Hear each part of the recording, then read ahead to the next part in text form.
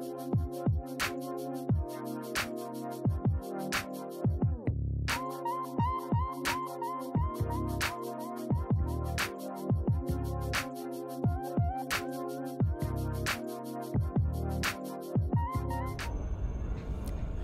guys, what's up? It's me, Chris. So I'm gonna do a little bit more Elite Dangerous today. I've been playing kind of on and off, but I definitely haven't been streaming very much Elite Dangerous. But today I wanted to work on my ASP.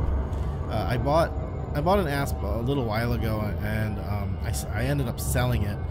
I was using it just for a mining mission, but I was working towards a Python, got that. Now I wanted to kind of circle back and rebuy the ASP and work on it again, because I did want to keep my ASP, but every time I say ASP, I think I'm saying ass.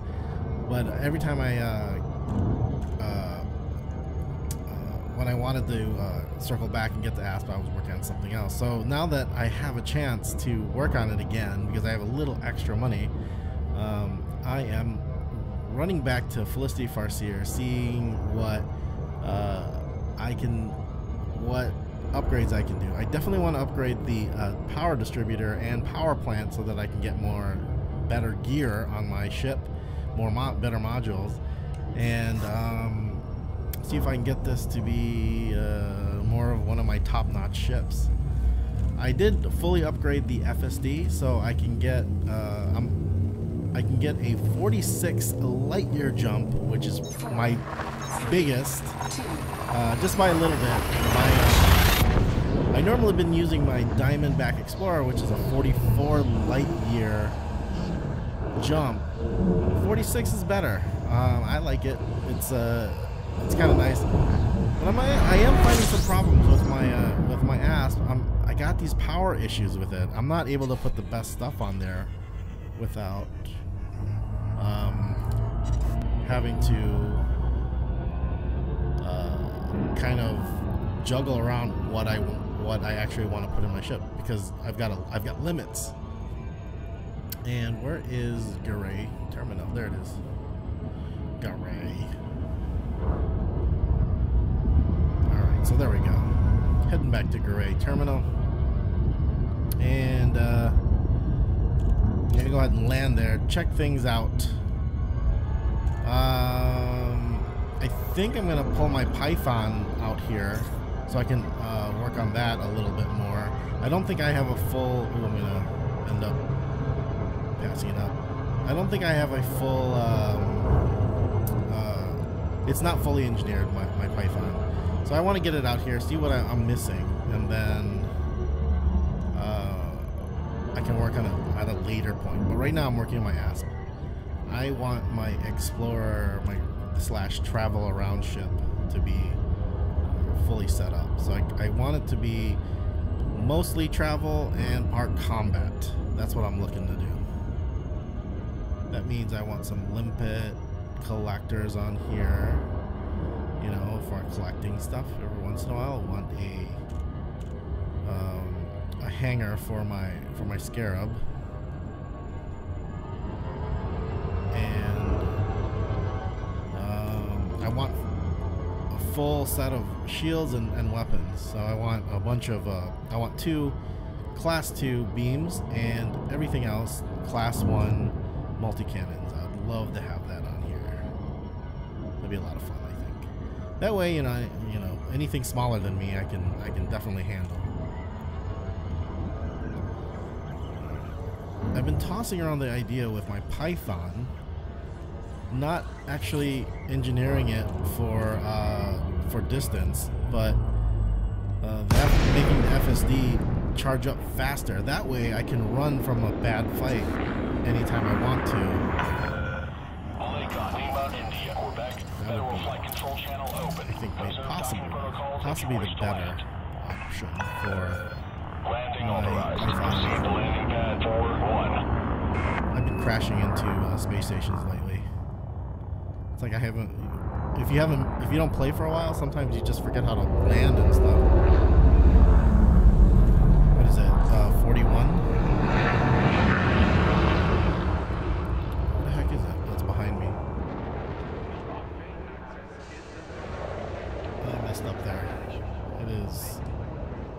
to my right. There it is. Landing gear. Lowering gear. When I don't concentrate when I'm landing, I always screw up. Like right now, I'm kind of talking, so I fuck it up every single time. There we go. Nice little landing. Okay, so let's see what we got here. Engines disengaged. Okay, so we're here. One of the things I need to check. We need to make sure. I've been going to all the stations and checking to see if they have a 5A power distributor and 5A power plant. I think it's a class 5 distributor. Let's check.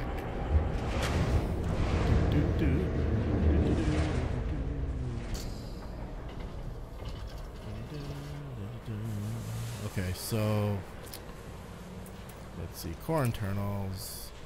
My distributor is a 4A, so I maxed that out completely. So let's see if I can get a 5A. I think they're very expensive. Nope, no 5As. That's okay. That's okay. Let's check out if I can upgrade any of my internals. Do they have a 5A scoop?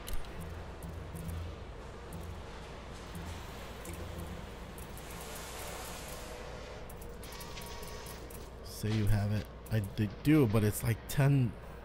Do I really want a 5A scoop? I mean, do I even want a 5B?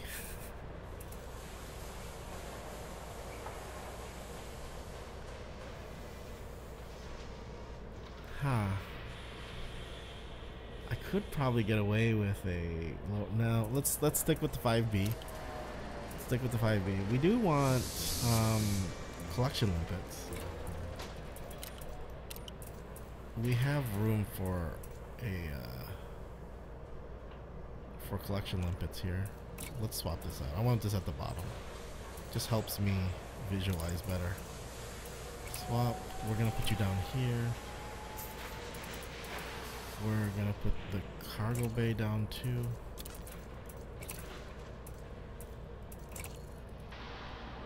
Okay, so here we want the collection limpets. 3A. Oh man.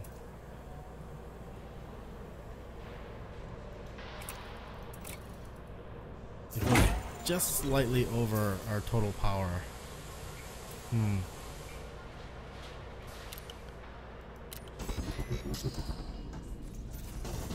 Let's see, for our power groups, how are we gonna organize this? Limpet collector. We can go like this. Alright, we'll do that.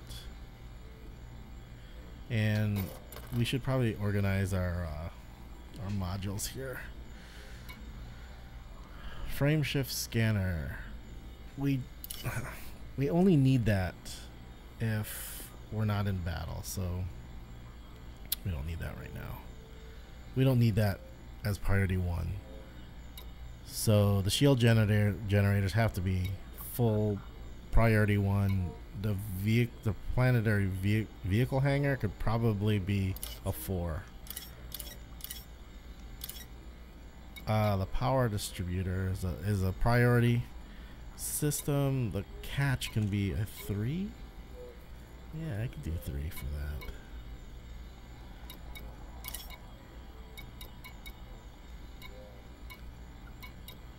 Fuel scoop, that can be a 4. It looks like I have a 5. Oh, we're gonna, yeah. So, see if you could see right here. I have a huge number 4 priority. I have no number 2s, which is funny.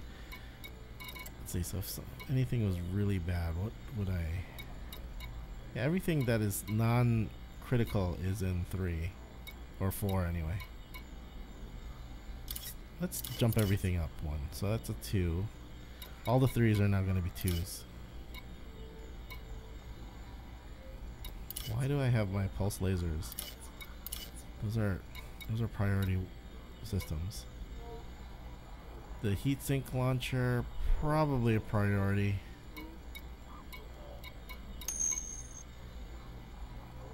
Hey Anthony, what's going on? How you doing, dude? It's been a while since I seen you on. Actually, it's been a while since we've even played any games. Let's see. Oh, what was I doing? So, oh yeah, we want to bump everything up. So these are going to be 3s. 4s, 3s. Frame, yeah, okay. So now, there we go. So we prioritize the power in here. Okay, we're good. I think we're good. We're gonna head to the engineer. Anyway, so what else? What have you been up to, dude? How's the tryhards thing going? Let's grab here. Let's check the system we're in. I know the engineer is here next to this gas giant. There she is. Boom. Boom.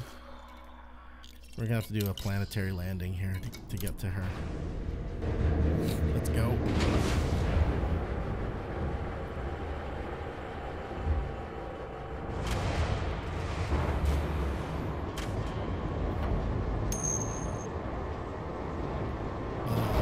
I never have enough time to do as much as I'd like. I know, right? Shift attach complete. Access corridor is clear. Streaming takes it's hard to find time for playing games in general, really.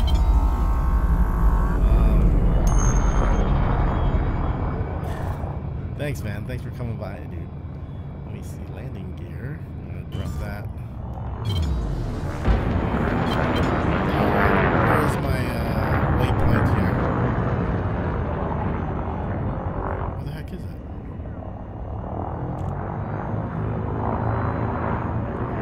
That's kind of weird. Felicity, Farseer, yeah. Engage Super Cruise. Drives engaging.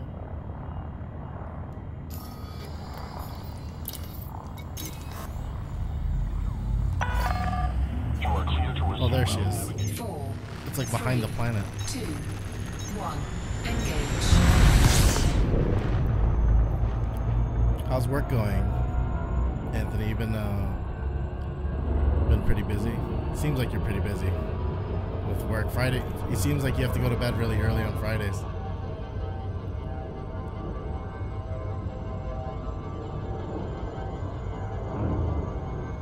There's Farseer.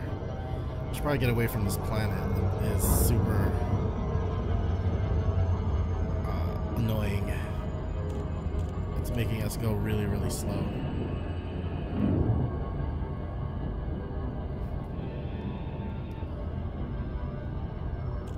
Okay, I think we're a good distance now. There we go. That's much faster. You have to get some distance from the planet. Anything that's really big, really massive, tends to slow you down. You don't want to get too close to anything massive. Unless you want to approach it.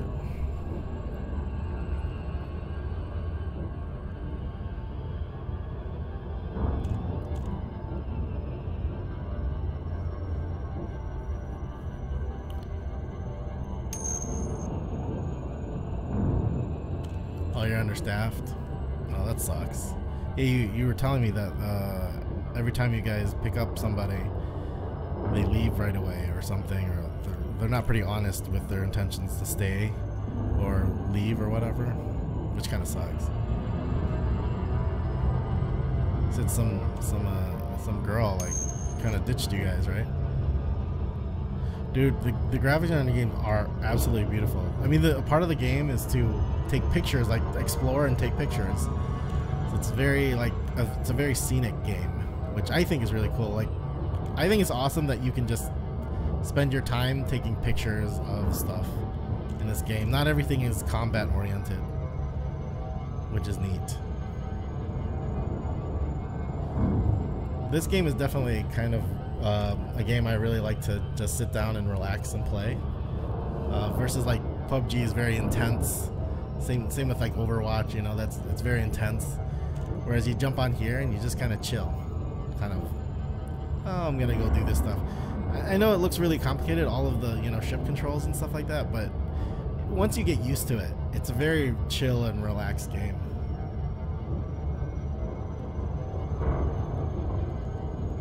Unless you want to fight, then it's not so chill and relaxed.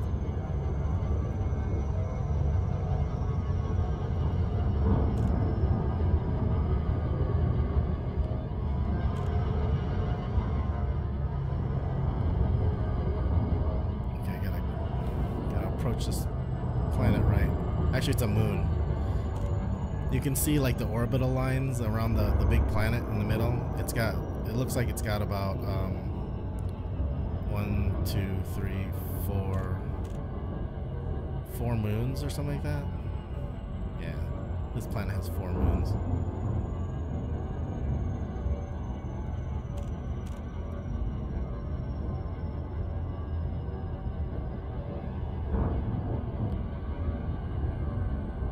Okay, I don't want to pass it up, so I'm kind of concentrating.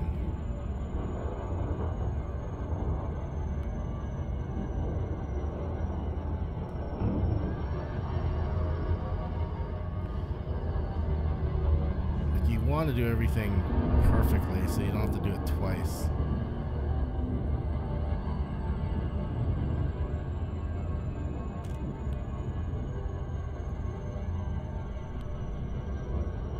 As much as I love this game, it's definitely got its flaws. They don't have a lot of content like you would see in other MMOs. Like I'm playing Black Desert Online, which is an amazing game, by the way. That's probably one of the best MMOs I've seen ever. I'm kind of punching myself for not trying it a little bit earlier. But wow, that has so much content and it's so well done. Whoa, that's too steep. That's too steep. Yeah, that's way too steep. Oh my gosh. I don't know how I'm gonna do this. I might have to pull off. Yeah, we're gonna pull off. That was too steep there.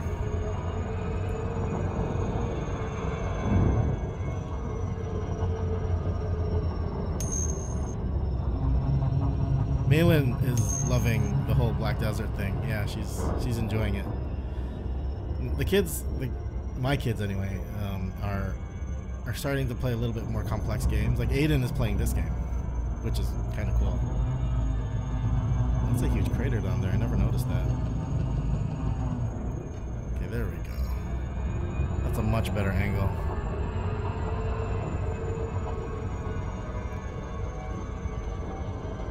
Oh, we got like 2 other people trying to land here too. When you're in like Super Cruise or warp speed, everything looks like all other ships look like comets because they're going so fast.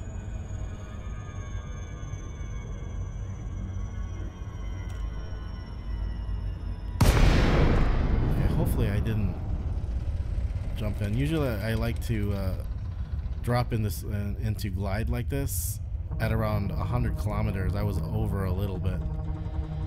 So I'm just kind of praying that I'll glide long enough to get close to the surface station.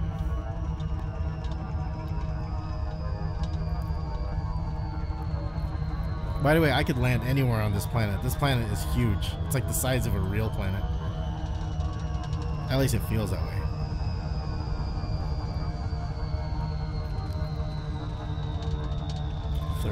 Kilometers, 29. Not bad. We're about 12 kilometers out. Just a few boosts and I'll be there. Take on Lima, India, Quebec.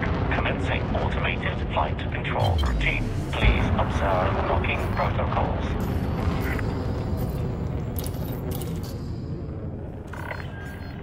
Access granted. Proceed to landing pad 07. Is that 7? Yeah, that's 7 over there. Okay, that glowing blue thing over there is Dock 7. Kind of have to go around though.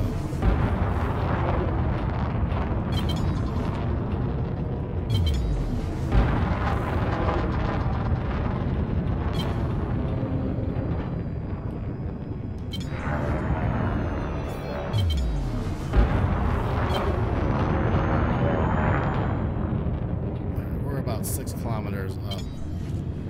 Whenever you're like in the atmosphere of a planet, you gotta start paying attention to how far you are from the surface. It's so different when you're flying in space, because you kind of just forget about altitude. There it is, come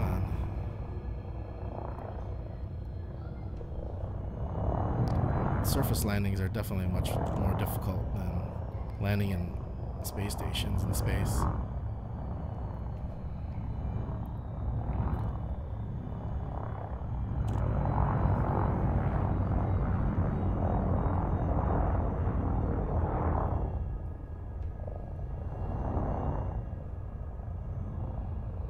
Landing gear.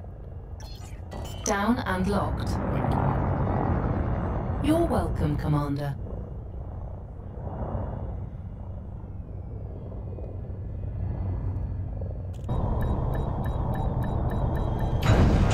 Perfect landing.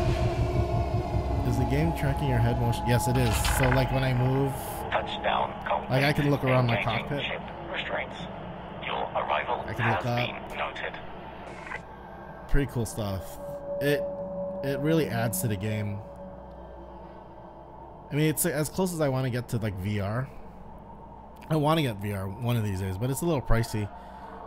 And a game like this with VR or with the head tracking is amazing. All right, let's check what Felicity has for us here. So Felicity is one of the engineers. When you build up your ship, there's kind of like 2 levels of building up your ship. One is like getting the best parts for your ship, which costs money. The second level of building up your ship is using engineers to like further modify your ships. Felicity is like one of many engineers across the bubble, the human occupied portion of space, who will like, if as long as you give her the right parts, she'll pieces anyways, she'll modify your stuff. So if I go inside, go and talk to her, she can modify my engines, FSD, power plants. I just got to give her these pieces like that I have to find all over the universe. I can't buy them, I have to actually find them.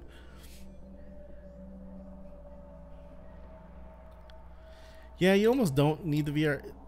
See, because like, VR actually goes over your eyes, and then you can't like, you actually can't see your computer setup once you put on the VR headset.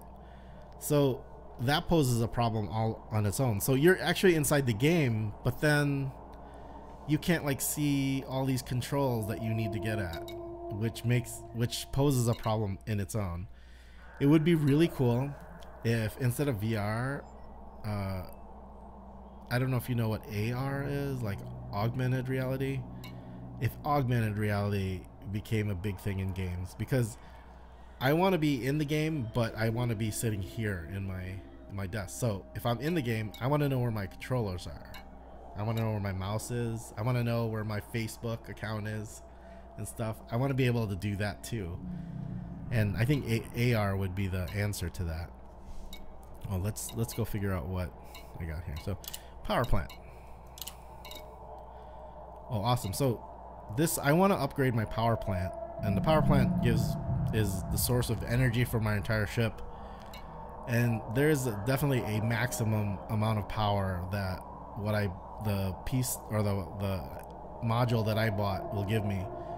Felicity can upgrade or kind of modify it if I give her these worn shield emitters. I find this, I scavenge this when I blow up other ships out there. So I pick them up, I bring it to her, and she's gonna modify stuff. And here's like some stats.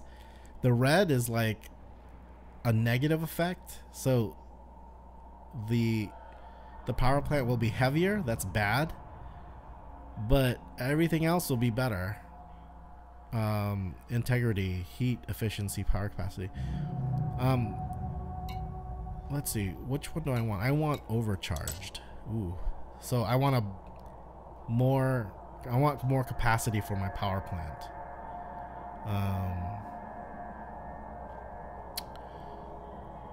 I guess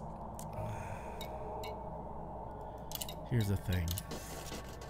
Let's get outfitting real quick. I gotta check something before I make modifications.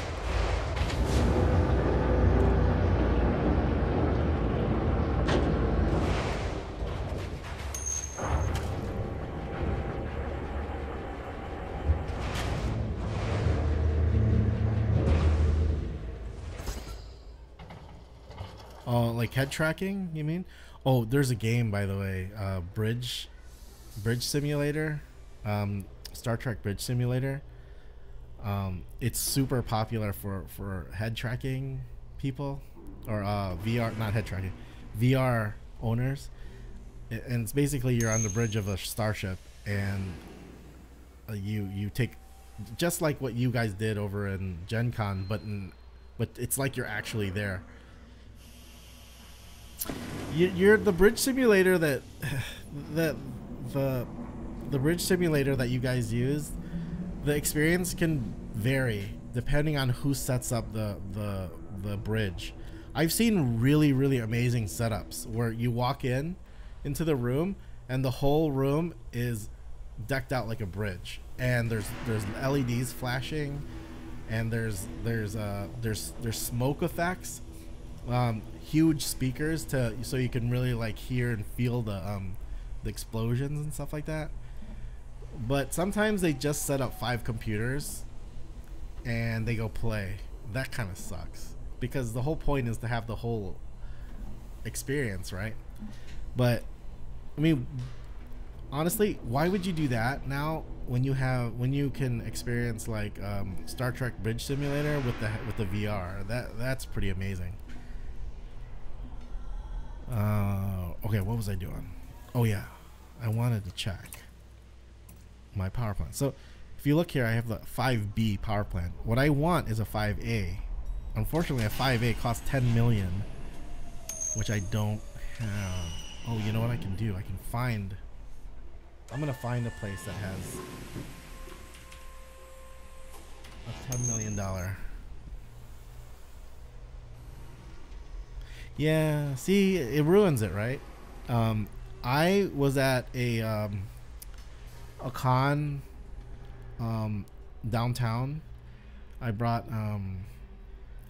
my kids along. So it was me and Malin and Aiden. I think I did a video on it, and we signed up for a bridge simulator, the same software that you guys used, and the whole thing was decked out. And we walked in, and there were smoke effects. So when you would get shot, and the ship was about to explode, like there would be this fog machine that would start to smoke from somewhere. I didn't know where, but it was so cool. Like it added to the immersion of the whole thing.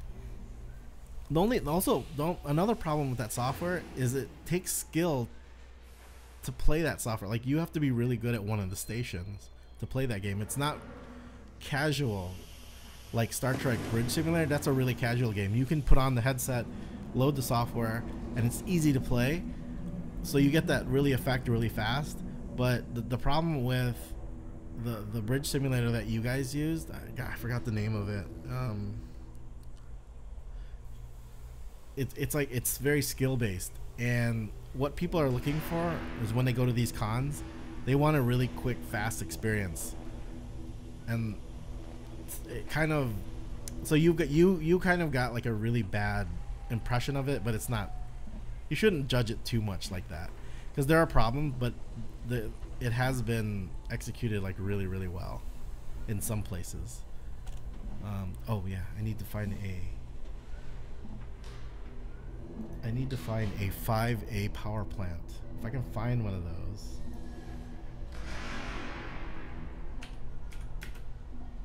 I'm looking online on another computer. I am at Deciat.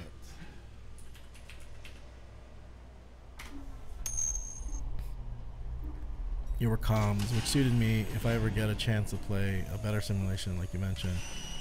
Do you comms? Was there anything to do on comms though? Like the only way comms would come into play is if you guys had to do multiple missions.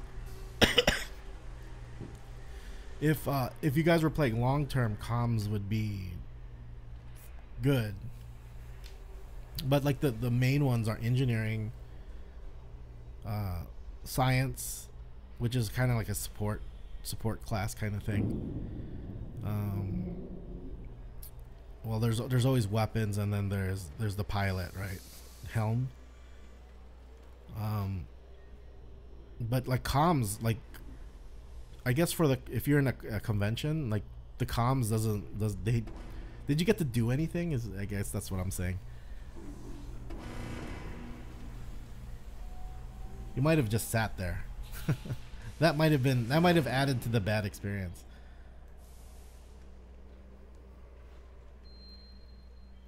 Let me see. Carson Hub has a 5.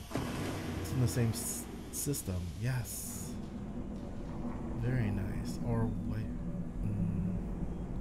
Carson Hub. We're gonna go to Carson Hub.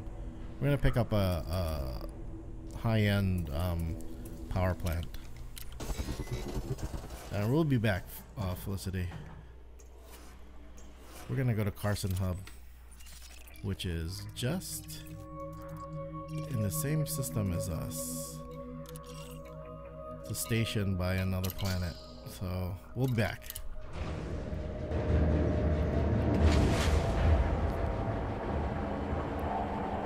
Whenever I look up stuff to find, like in the galaxy, I think of that one part of Star Wars where in Empire Strikes Back, where they just escaped from the asteroid field. Han Solo and Princess Leia, and they were looking for a place, and they were like Lando system. I feel they were doing the exact same thing I do when I'm looking for stuff. I had to relay what science and weapons had analyzed to the end about the. Okay. So you did have something to do. That's good.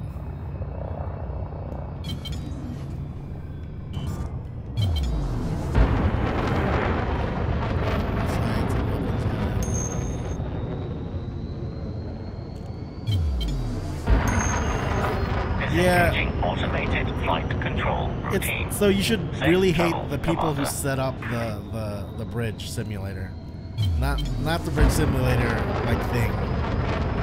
4,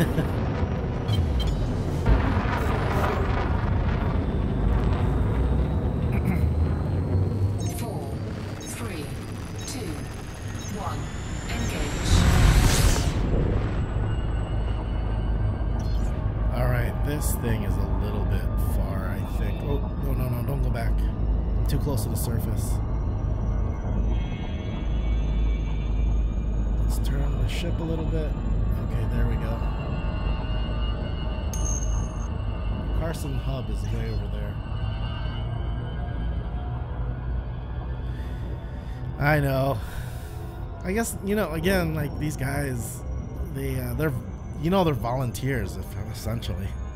They're like enthusiasts for the bridge simulator software, and they're asked by somebody to go, hey, can you set up your setup here at the con so people can use it?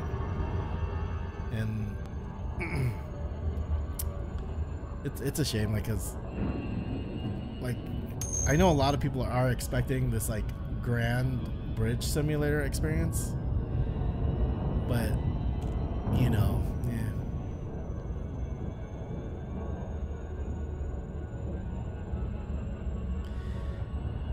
I wouldn't say they did the best they could. Banquet table, nah, they could have done better. But the thing is that they were volunteers. So they can't be expected to put their heart and soul into it, you know what I'm saying? Alright. Carson Hub, I'm coming for you. You got my power plant.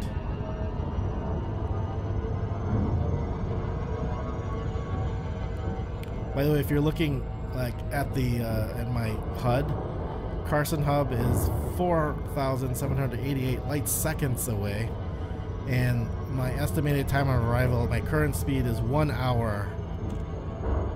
I just passed 1 hour. It's dropping really fast because my speed, if you look at the bottom, like right there, it says 4.0, 5.0. That's my speed, which is the speed of light. The C at the end means speed of light. So 8 times the speed of light, 10 times the speed of light. I'm accelerating really, really fast. Yeah.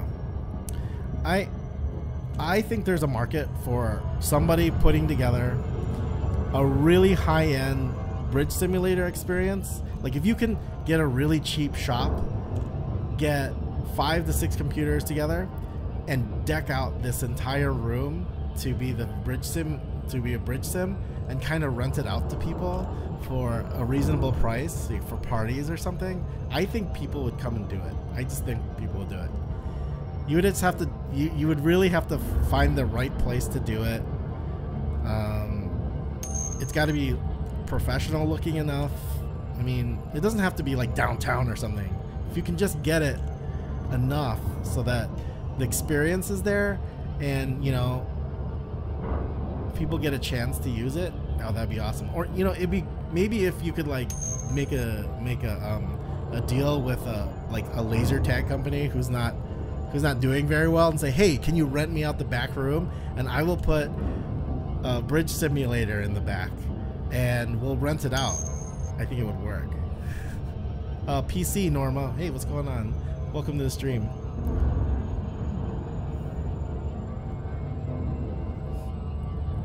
But I think it would work. Man, I got actually a whole minute to get to Carson Hub.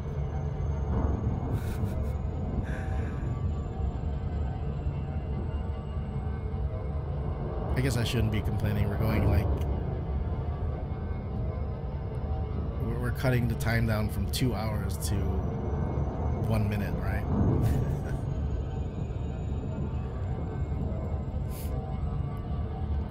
What Norma, what platform are you do you play, if you're still there?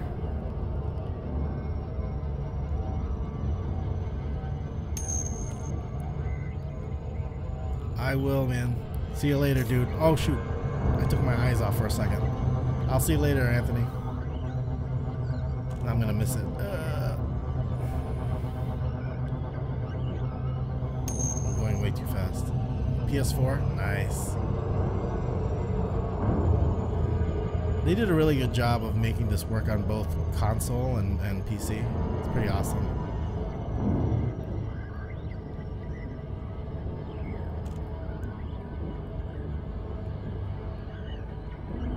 I gotta concentrate a little bit or I'll end up doing the loop of shame. Like right on the edge at 6 seconds. Okay.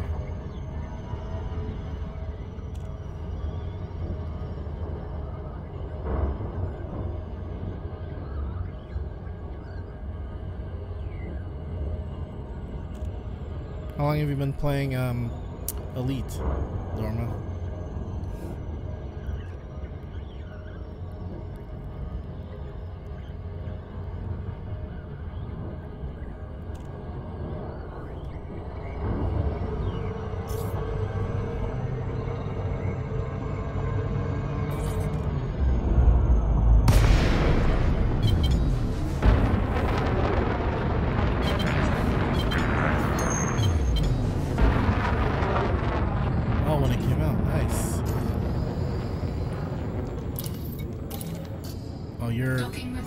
You're definitely more, you're probably much more knowledgeable about this game than I am.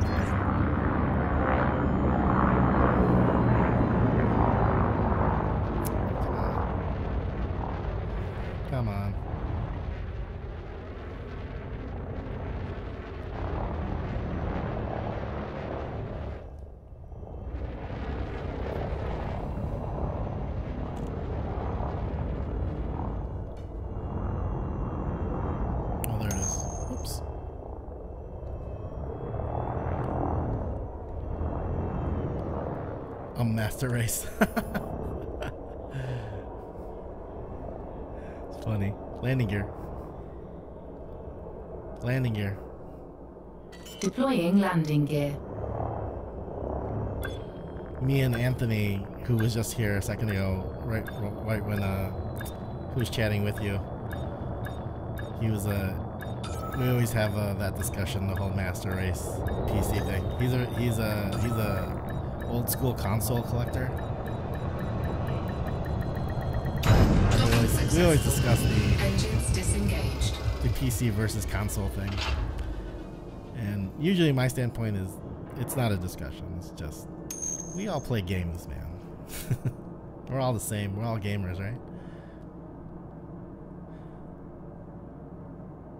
Oh, voice. Yeah, but yeah, that's just because you can install stuff because it's a PC. Yeah, it does add to the fact though. All right, so I'm here for a 5A power distributor. Let's find that. Do you have a HOTAS for your PS4, or do you do it on you do it with a pad?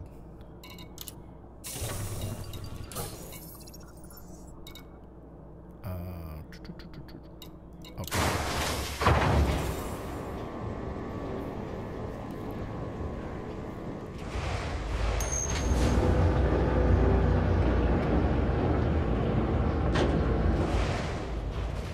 YE, what's that? Yes. Is that a yes?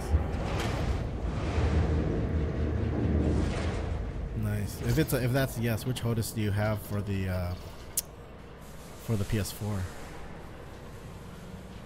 Let's see now. I need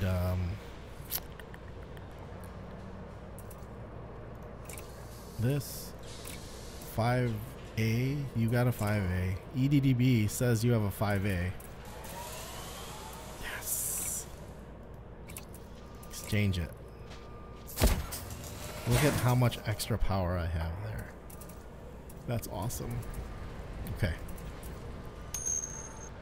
So, is it the Thrustmaster? I believe I have the PC version of the PS4 Thrustmaster. It's the what do you call it? The X, right? The HOTAS X, I think. It's exactly the same thing. It's just the PC version. I did upgrade to the 1800, something like that, and I gave my son the HOTAS X. But that was a great HOTAS setup. Oh, it does. Okay. I noticed on my setup there was a switch that said PS3 or PC, which is kind of weird. I was concerned because like, why does it say PS3? Did I get an old device or something?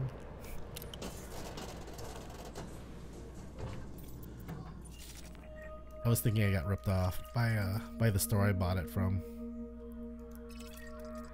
All right, back to Felicity. So exit, launch, Ignition.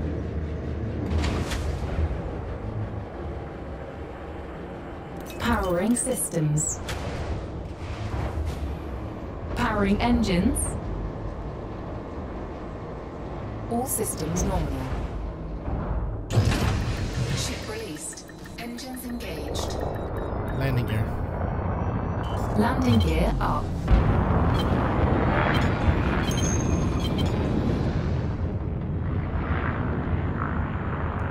Oh, okay. PS3 doesn't work on the PS4. That kind of stinks.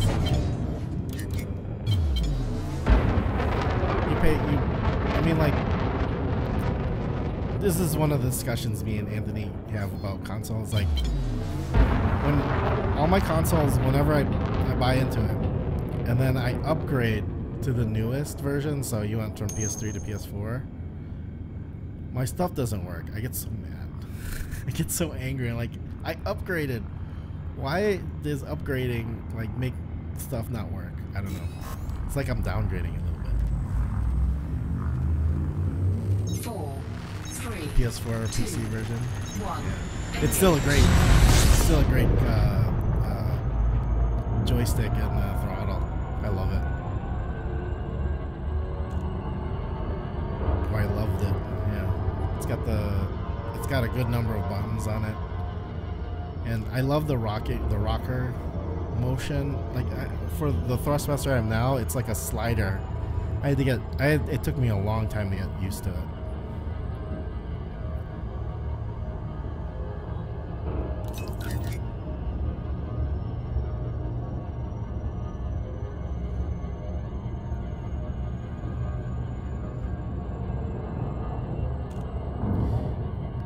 Does VR work in PS4?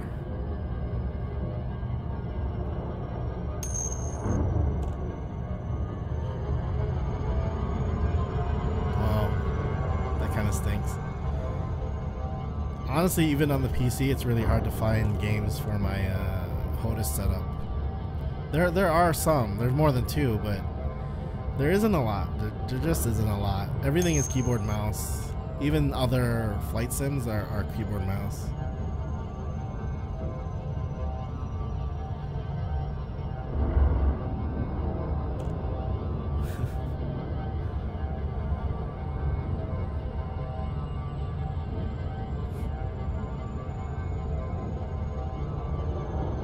Don't get me wrong, I love my consoles.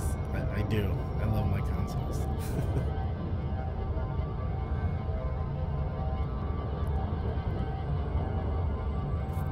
I think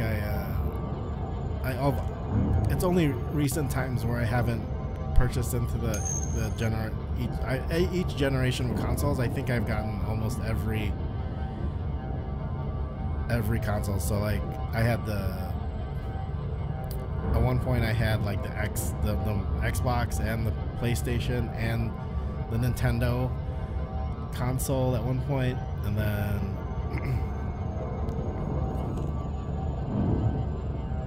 I hear and I watch like streamers do the VR setup, and they say that it's really hard to go back to playing even with the head tracker. But I can't. But can you imagine? You can even get up out of your seat and walk around the cockpit. I mean, you don't get to walk around very much, but but I've seen them do it, and I was like, whoa, you can get out of your cockpit?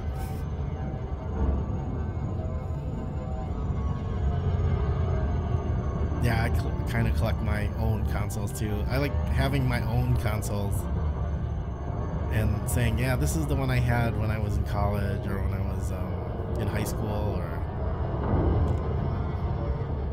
whatnot.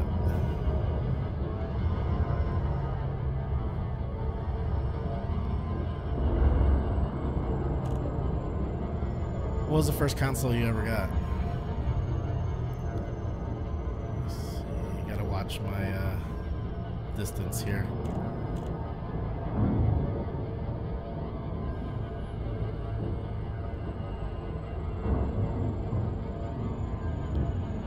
So she's on the dark side, I think.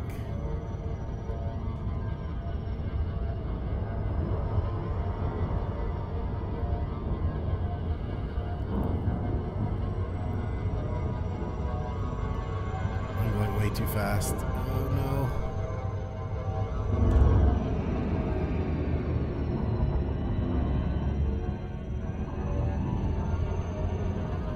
There we go.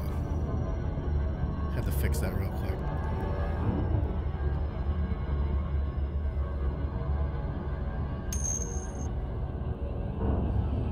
Super Nintendo, yes.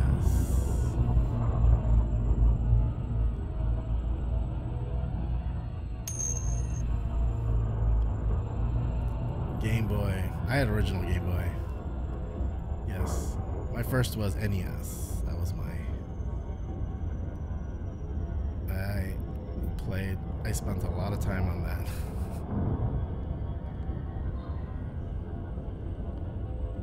But Super Nintendo has to be, I think, my favorite console of all of the generations. I had so much fun with that one. And it was their games were so good. And then I guess the only console that I think beats out the NES in my opinion is the PlayStation 1.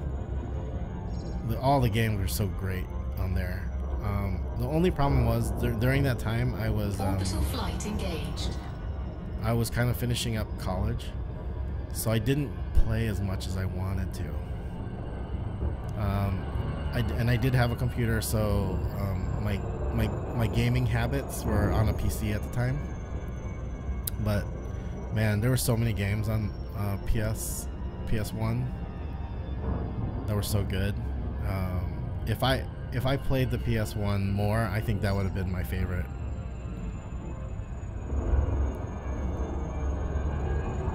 You don't want to drop yet. Don't drop yet. Don't drop yet. We want to be about 100.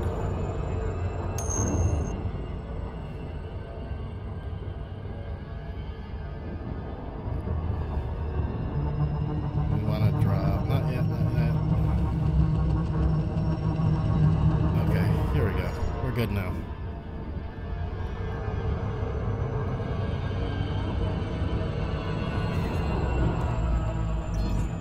IPS, the French versions which worked without the need of a modification. Like Resident Evil on there was so cool for the time. 'Cause I guess up until the PS1 Resident Evil, I don't think there was a video game that ever actually scared me.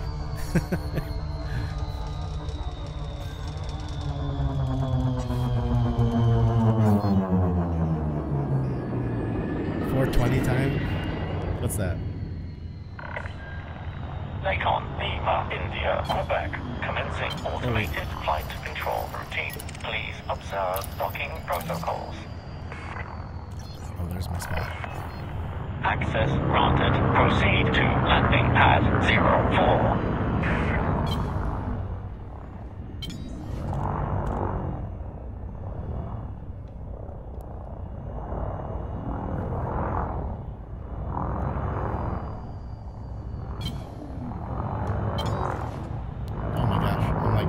Dropping way too fast. Oh my gosh.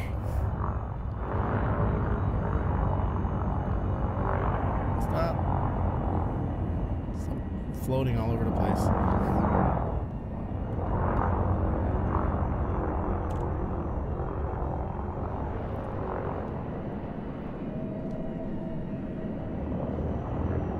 Oh my gosh. Come on. I feel like planetary landings are like my bane. Stop. Warning, landing gear not deployed. Oh, that's a problem.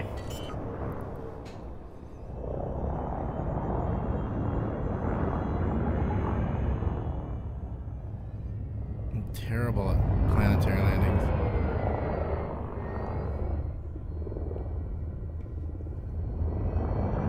Especially when the gravity is too strong. I really suck at it.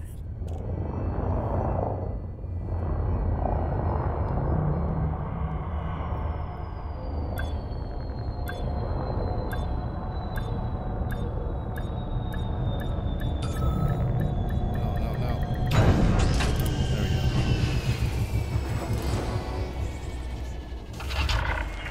All right. Touchdown complete. Engaging ship restraints. Your arrival has been noted. All right, let's do not that. We want to do the power plant. Now that we've got the high-end power plant, we're gonna upgrade it. Power plant capacity exceeded. Shields The right to online. remain silent. It's hilarious. Oh. So, how is my power doing? Ooh, usage 82. Nice. I think I'll be able to get some decent weapons now. Alright, let's check engineer workshop. How are my thrusters on this ship? Did I upgrade? Oh, I did. I did the clean drive tuning. Yeah, I did that because of the heat was really bad. Oh no. No, I was trying to limit the power draw. People love the dirty upgrades.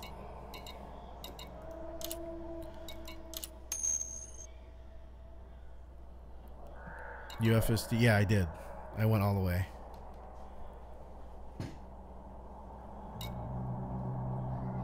G5, yeah.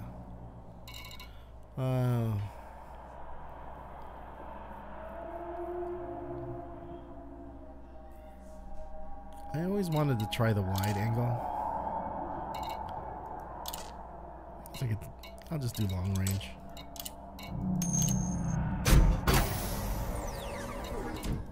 Yeah, that makes sense. Dirty for combat.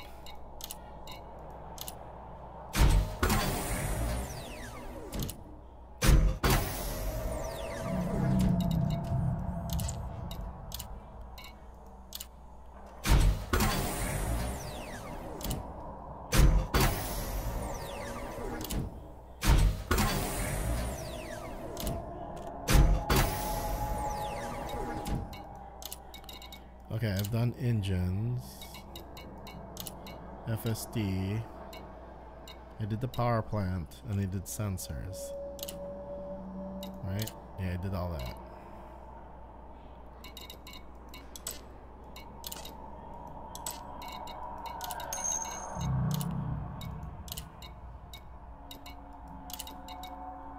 How far can I jump? I think it's 46 right now, but with all the changes, I don't know. It's dropped a little to 45 max, 41 right now with all the weight. Okay. All right, so I got that. What else do I want to do?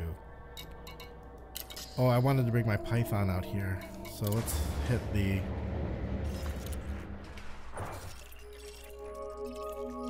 Garay terminal. By the way, Norma, are we in the same world? Like, do PS players and PC players share the same like world? Are they on the same server?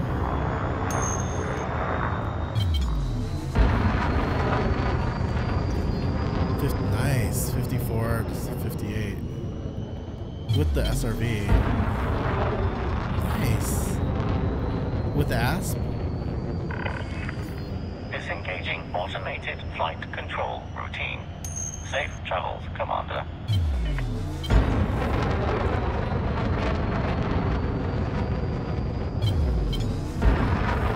Oh, just data-wise. Okay.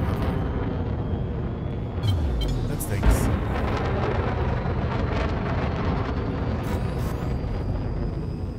That's one thing about the console industry that really gets me.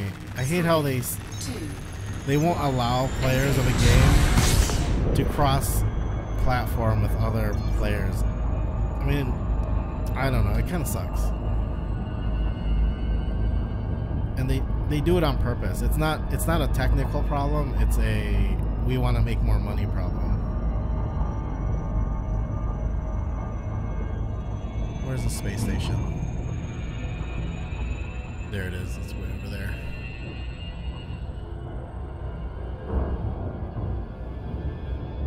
Nice. Wow, 54. What did you... So I got level 5 FSD. Here. That's what my module looks like.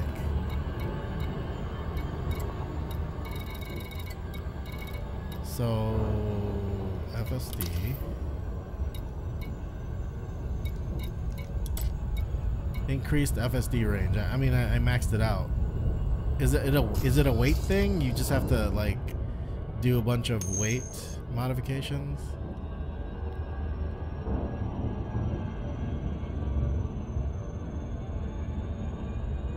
Oh wow. Oh, you've been the Sagittarius. Nice.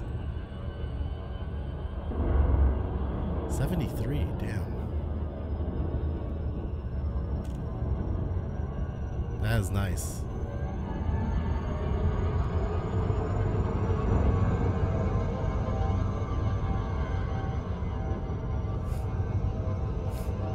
So, is it just a weight thing at this point since I've maxed it out?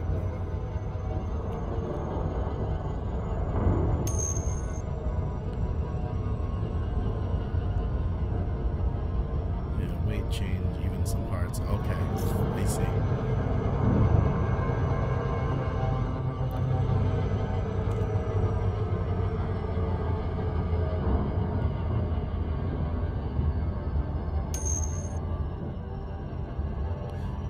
You can use a weaker engine, etc., then upgrade it. I see. Oh, okay, I get it. So I suppose, like, if you need to make a pure explorer vessel, you get everything super light, but then you get the best FSD, and maybe no weapons or whatever. Maybe a really low-end shield.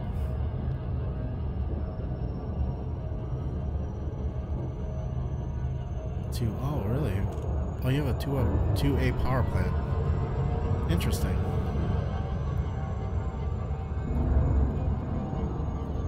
Yeah, it's like pure. It's like a pure Explorer. Thrusters 5D.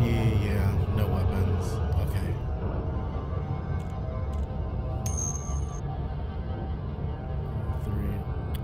Okay. What's a DP? DP is the not power distributor, is it? DP.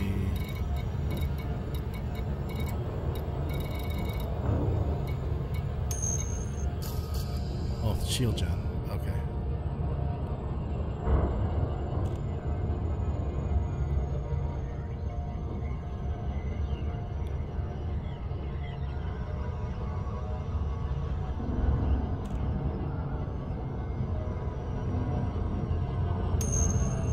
But all modified. Okay. Essentially, you probably take modules and modify them and switch them in and out depending on what specifically you need them for. Yeah, this ASP I'm trying to make kind of a combat travel ship. Just for getting around, you know. I've been using my Diamondback. Oh, power distributor. Okay.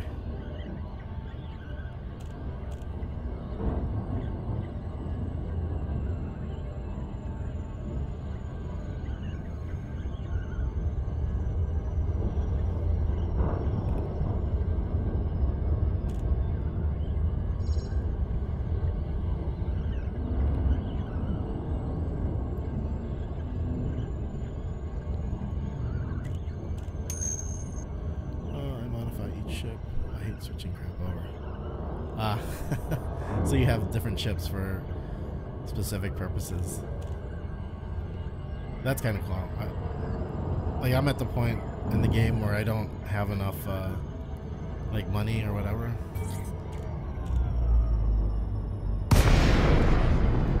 When I get a lot of money, I can have a ship for every single purpose. So I'll have like multiple Pythons. And Anacondas or whatever. Greetings, Commander.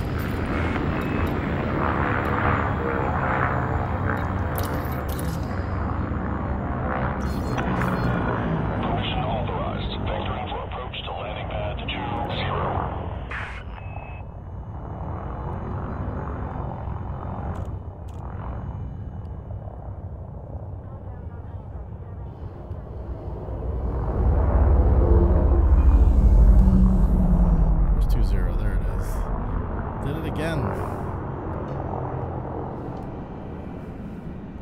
Landing gear. Lowering gear.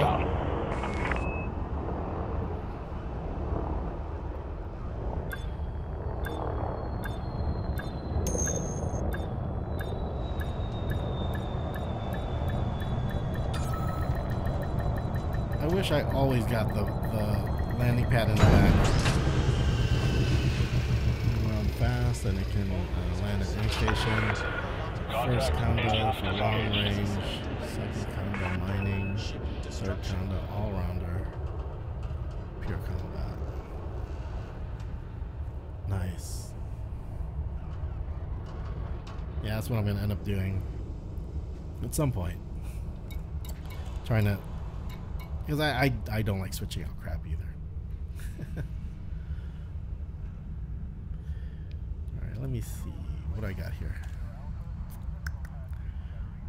Oh yes, I wanted to get my Python out here.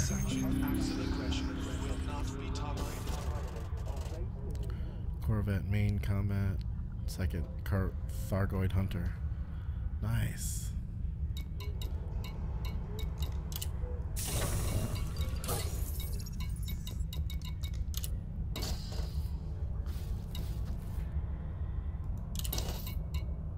I need to make a Thargoid fighting ship.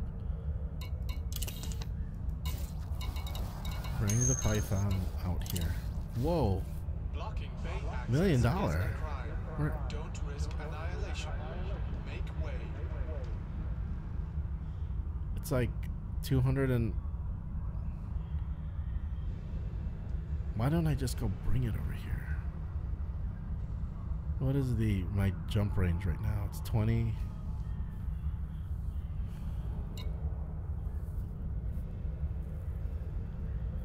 Or I could just pin.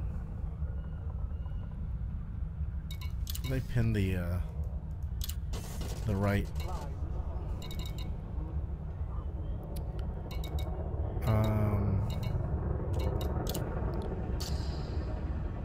I did pin the FST. Well, let's go out there. I mean, I've got my traveling ship. It's only 4 jumps away.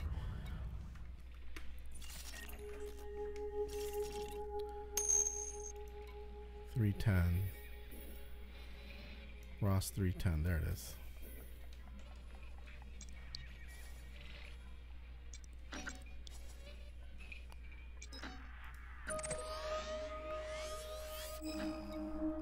Cheap Thargoid fighting ship can be chieftain. Yeah, that's affordable for me. I should probably do that.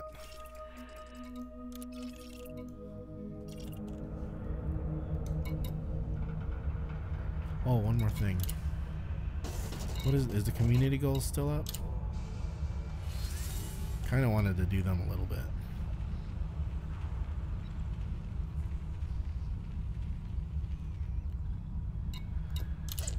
Oh yeah, they're still going on. Resources and combat goals.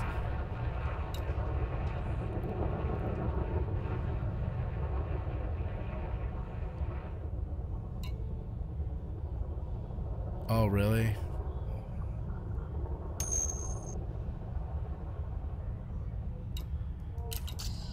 Yeah, I gotta get on that at some point. Alright, let's go to... Did I set it? Yes, 6 jumps. Let's get out of here.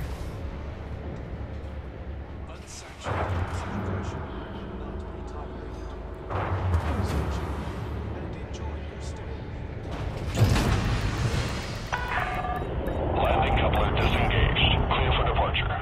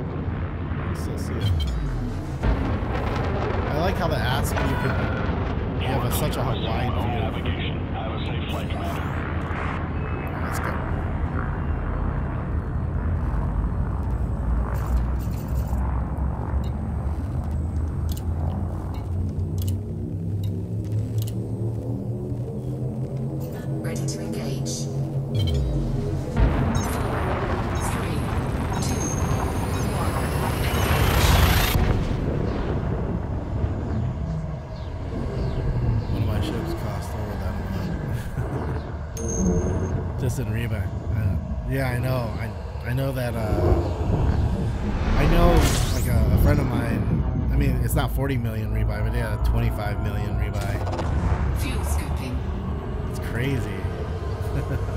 Well, from my point of view, it's crazy because I haven't gotten to the level where I can get that much money very quickly.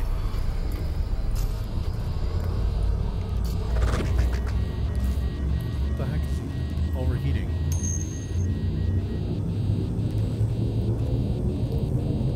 Four, three, 800 million. Geez.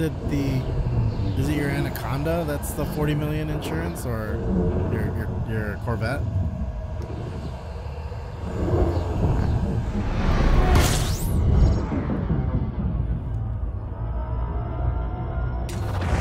fuel scooping.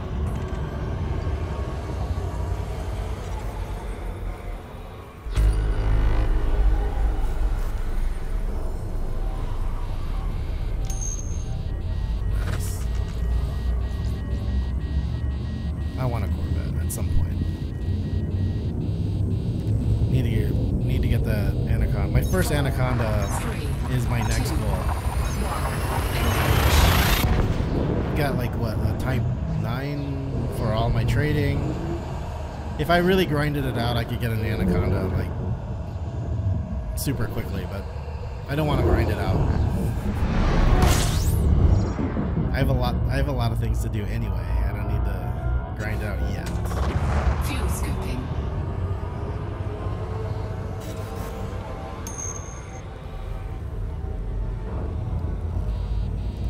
Go to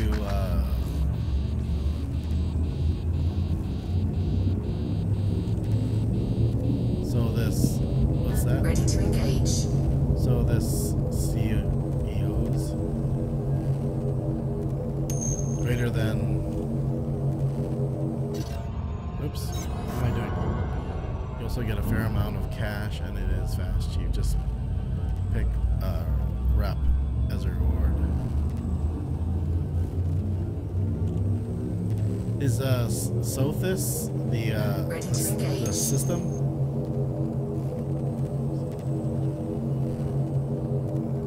Oh, I see. Yeah. What's going on? Oh, I wasn't looking at my HUD.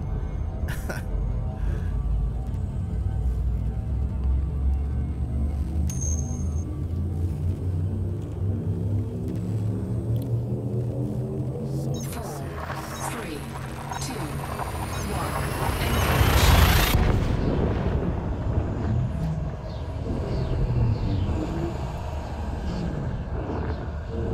Like, Anaconda doesn't fly like the Type 9, does it? I hope not. The Type 9 really sucks to fly. Fuel scooping.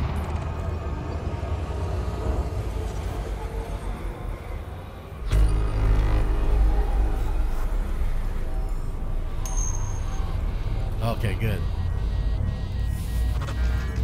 Warning.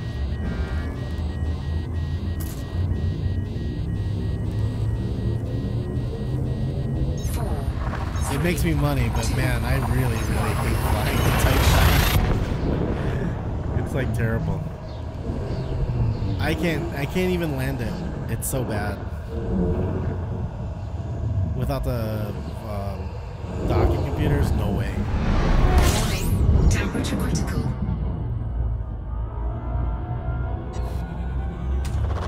Fuel scooping. Almost there. Get a little fuel.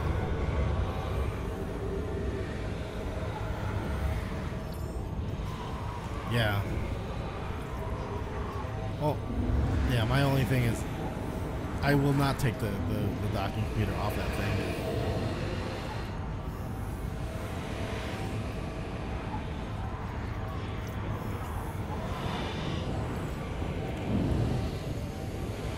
Fuel scooping complete.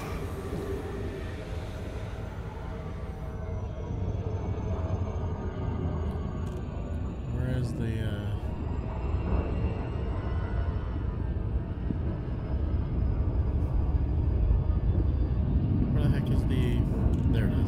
us.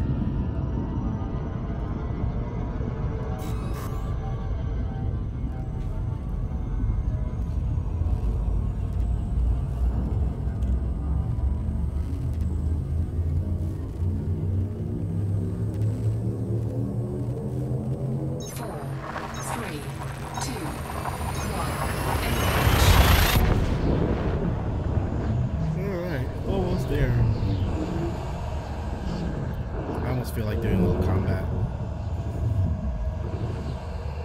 I'm just flying around lately.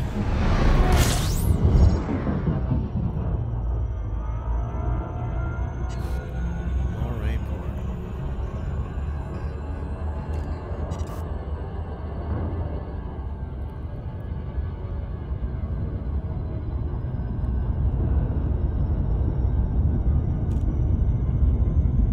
why was I here at 310?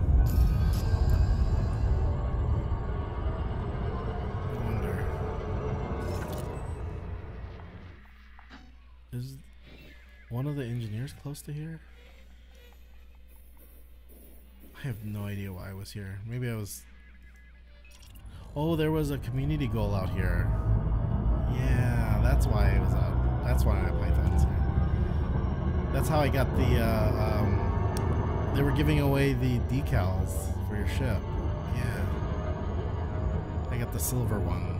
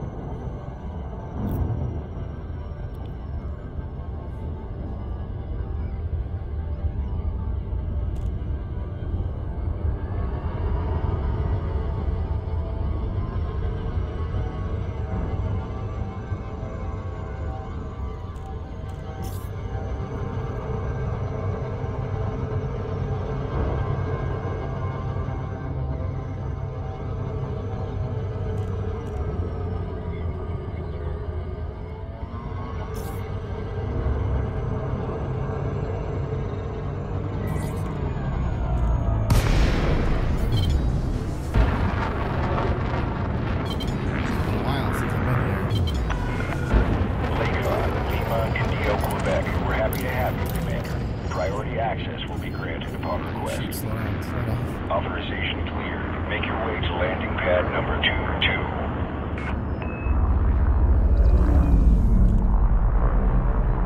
Landing gear. Gear down.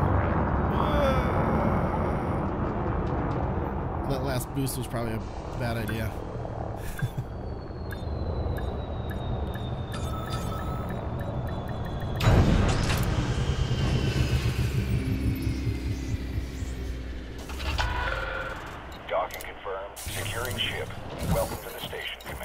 Okay, so we got that.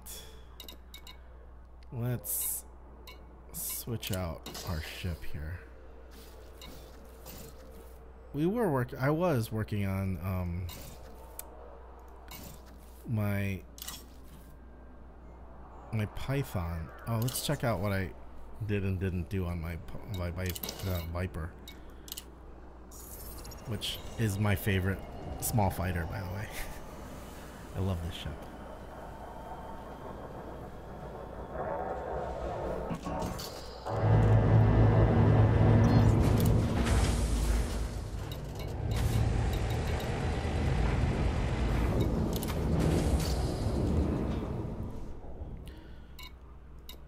Oh, wow. Oh, I don't have any legacy firmware. specialized legacy firmware. Nor distilleries. Darn it.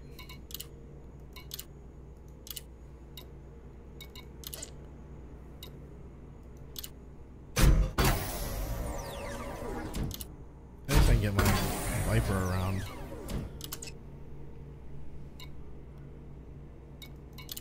No distilleries. Oh.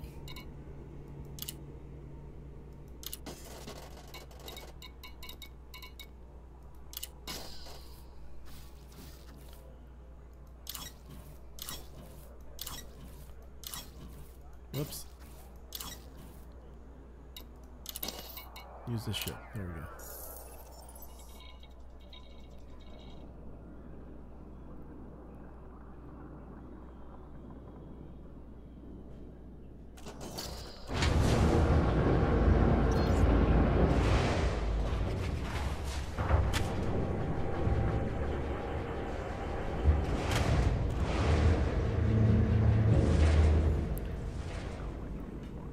Alright, let's see what we got for my Python. That's what we're out here for. The power distributor I can't do anything about.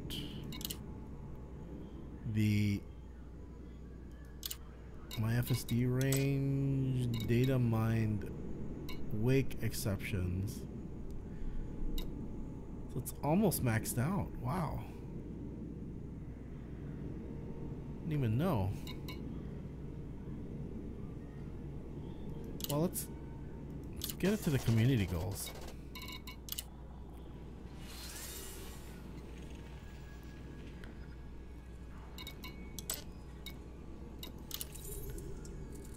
So what do we gotta do? Go on ships on their wanted list, so anything wanted. So this is a resource extraction.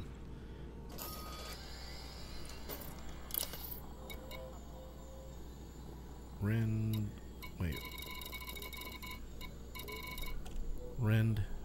Wegner Market. Okay, let's go there.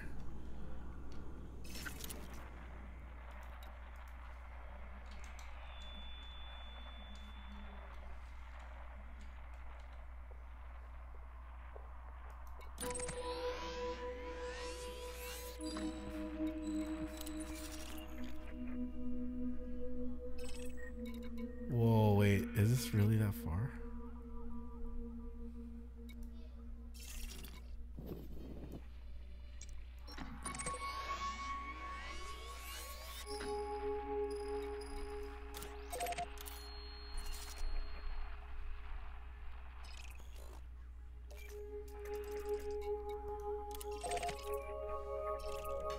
Shoot, do I have a fuel scoop? I do have a fuel scoop. Nice, okay.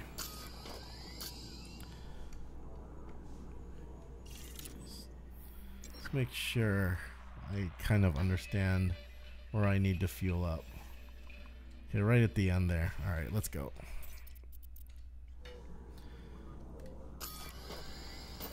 $11 jumps, that's not bad.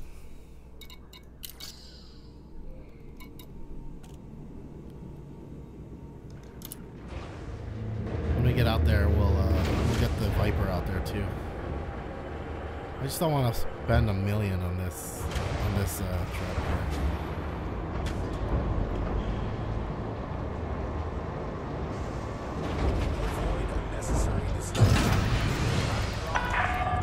Detach is good. Regulate speed until outside the exclusion zone.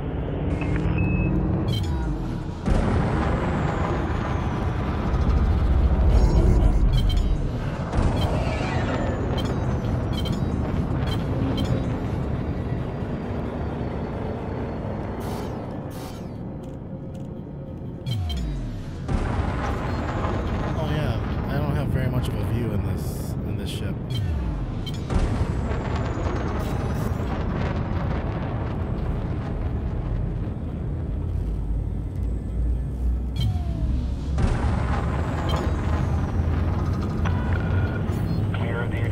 Zone. Hope to see you again, Commander. 4, 3, 2,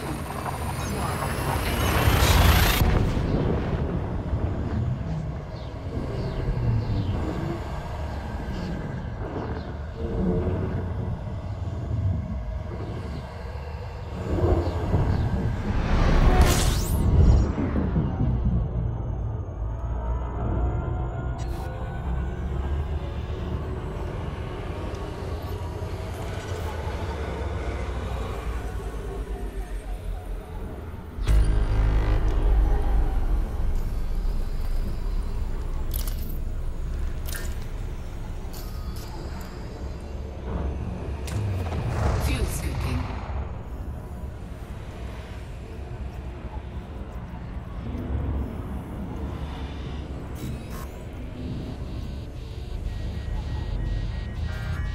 Warning. Uh-oh. Overheating.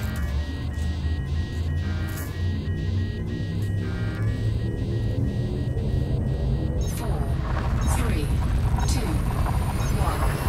Engage.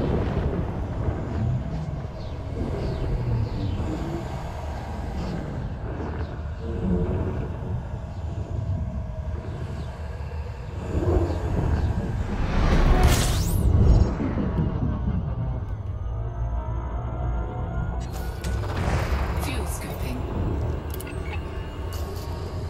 Week in review. Here are this week's major stories. Princess Fuel scoop disengaged. President Duval's comments about teachers have attracted a measure of support. One Imperial senator suggested that Duval had correctly gauged the mood of the people, while another commentator suggested that her comments were a sign of maturity.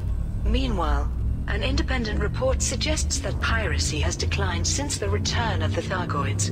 The author of the report has suggested that the presence of a 4, 3, 2, 1. alien threat has dampened Felon's appetite for preying on fellow humans. Security forces in the Pegasus sector have refuted these suggestions, however. The Empire has announced plans to build a new training center for novice pilots, and has placed an open order for research materials and mined resources for use. Fuel scooping. The construction. Once complete, the center will be home to a state-of-the-art training program designed to create the next generation of Starship pilots. In other news, astronomers based in the Solar System may have detected a signal from New Horizons, a space probe launched in 2006 with a mission to study various objects in the Kuiper Belt. One of the astronomers... 4, 3, 2, What are you talking about? 1. is 2006. responsible for the find gave details of the object's approximate location, and encouraged explorers to seek it out. Finally, a spokesperson for the Atlas Corporation has announced that its campaign to build a megaship has reached a successful conclusion. A parallel initiative from the Privateers Alliance has also achieved its aims, after the organization's appeal for commodities was enthusiastically received by the galactic community. And those are the main stories this week. What the heck was that all Pirates about? vs. Thargoids. A new independent report suggests that piracy has declined across occupied space since the return of the Thargoids. Dr. Jin Ramir, who runs a socio-political think tank, made the following observations in her report. Signal could be ancient probe.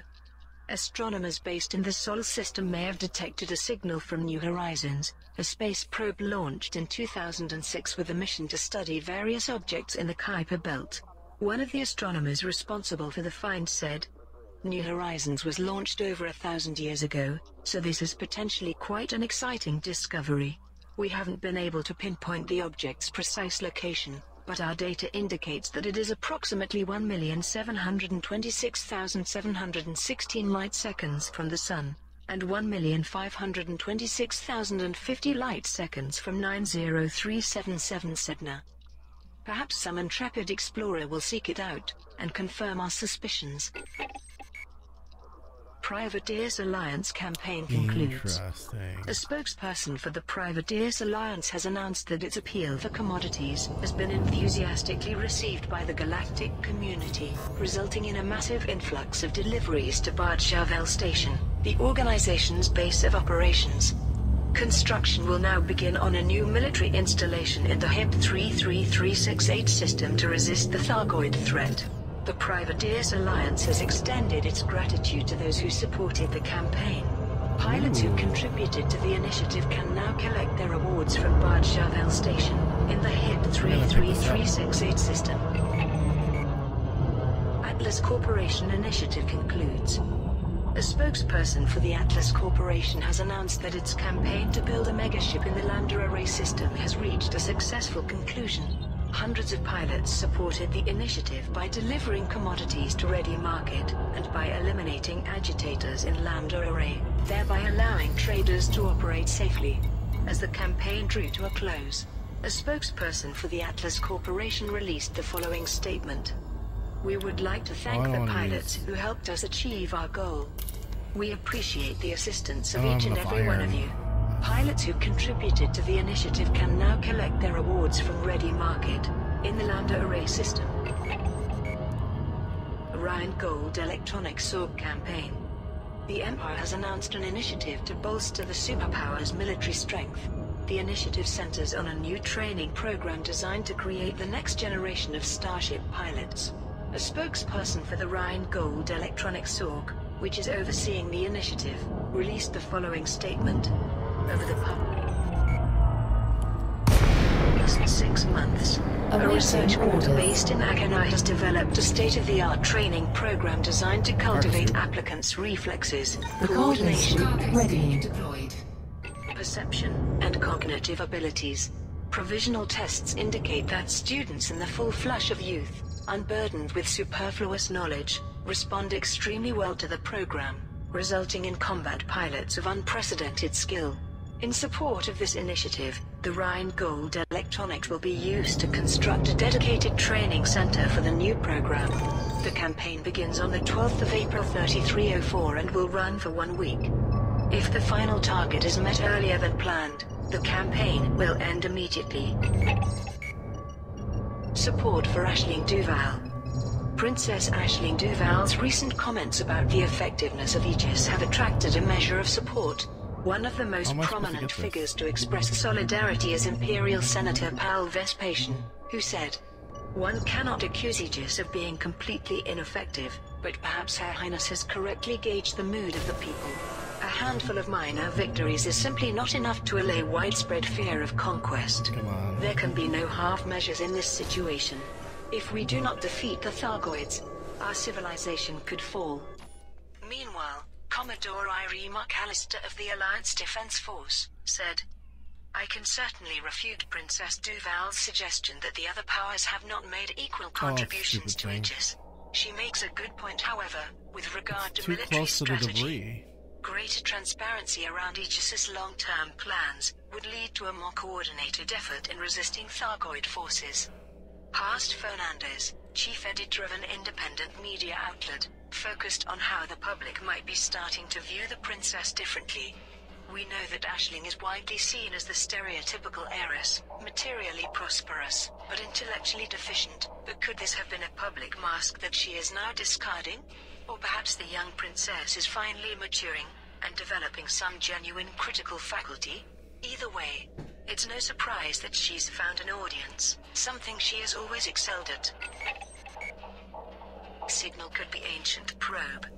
Astronomers based in the Solar System may have detected a signal from New Horizons, a space probe launched in 2006 with a mission to study various objects in the Kuiper Belt. One of the astronomers responsible for the find said, "New Horizons was launched over 1,000 years ago, so this is potentially quite an exciting discovery. We haven't been able to pinpoint the object's precise location, but our data indicates that it is approximately 1,726,716 light-seconds from the Sun, and 1,526,050 light-seconds from 90377 Sedna. Perhaps some intrepid explorer will seek it out, and confirm our suspicions." Starport status update. Why is it going up? This report presents the latest data on starports experiencing technical issues as a result of Thargoid sensor-related interference. The following starports are currently closed: Bow Orbital, Abast Samo. Corte Real Terminal, 1952, SETI. Harvey Ring, GI 606, 1B. Azar Arena, Dakonduni. Kaylee Enterprise, Wolf 359. Maktivit Port, Wolf 1022. Soloviev Colony, Karkunas. Stabenow Reformatory, Peregrina.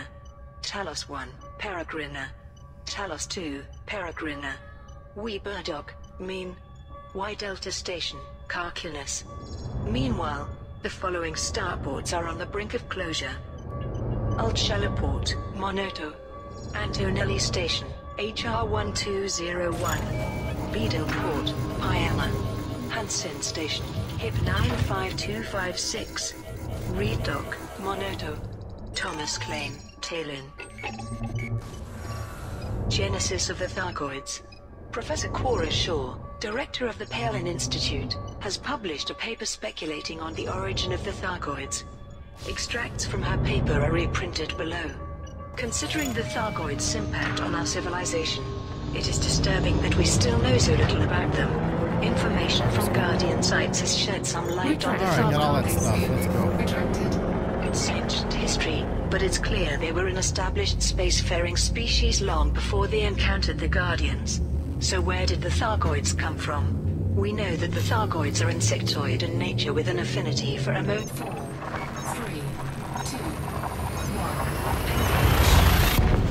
1. Air-based worlds. This suggests they may have evolved in a harsh, low-temperature environment, which might explain their overdeveloped survival instincts and aggressive nature.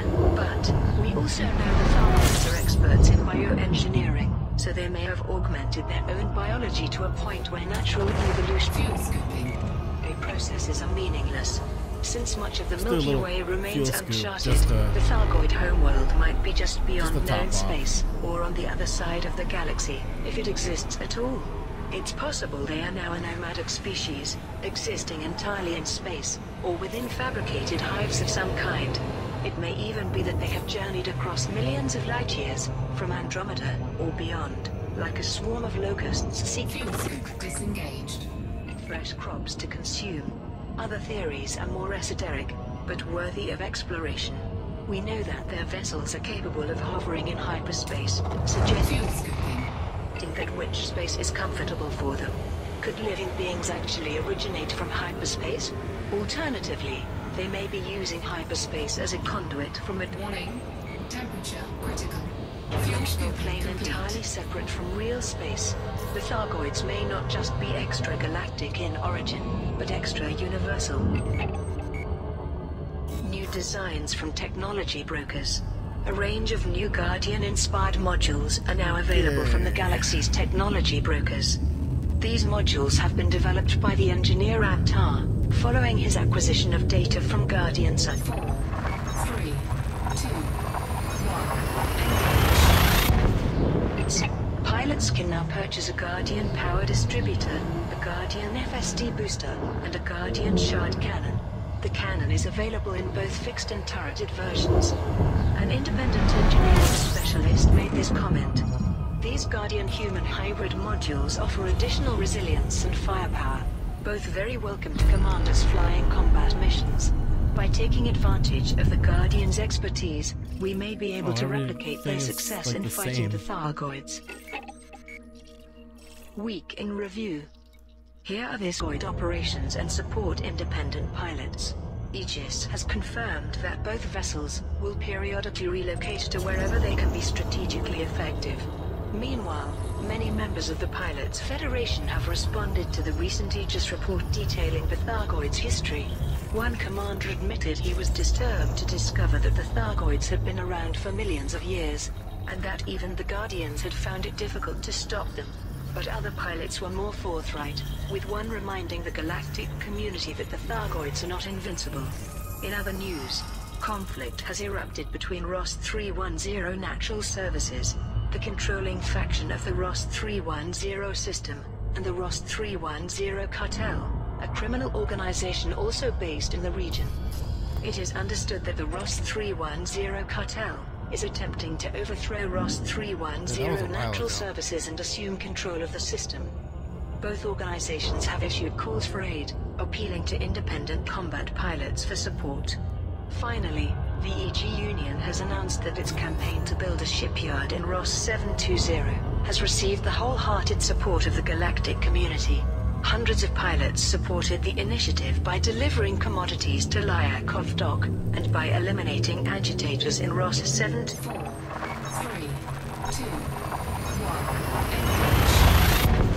1. Blue Zero and surrounding systems, thereby ensuring the safety of traders. And those are the main stories this week. Starport status update. This report presents the latest data on starports experiencing technical issues as a result of Thargoid sensor-related interference. Fuel scooping.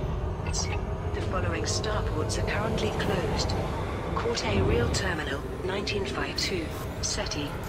Bow Orbital, Abast Samo. Harvey Ring, GI606, 1B.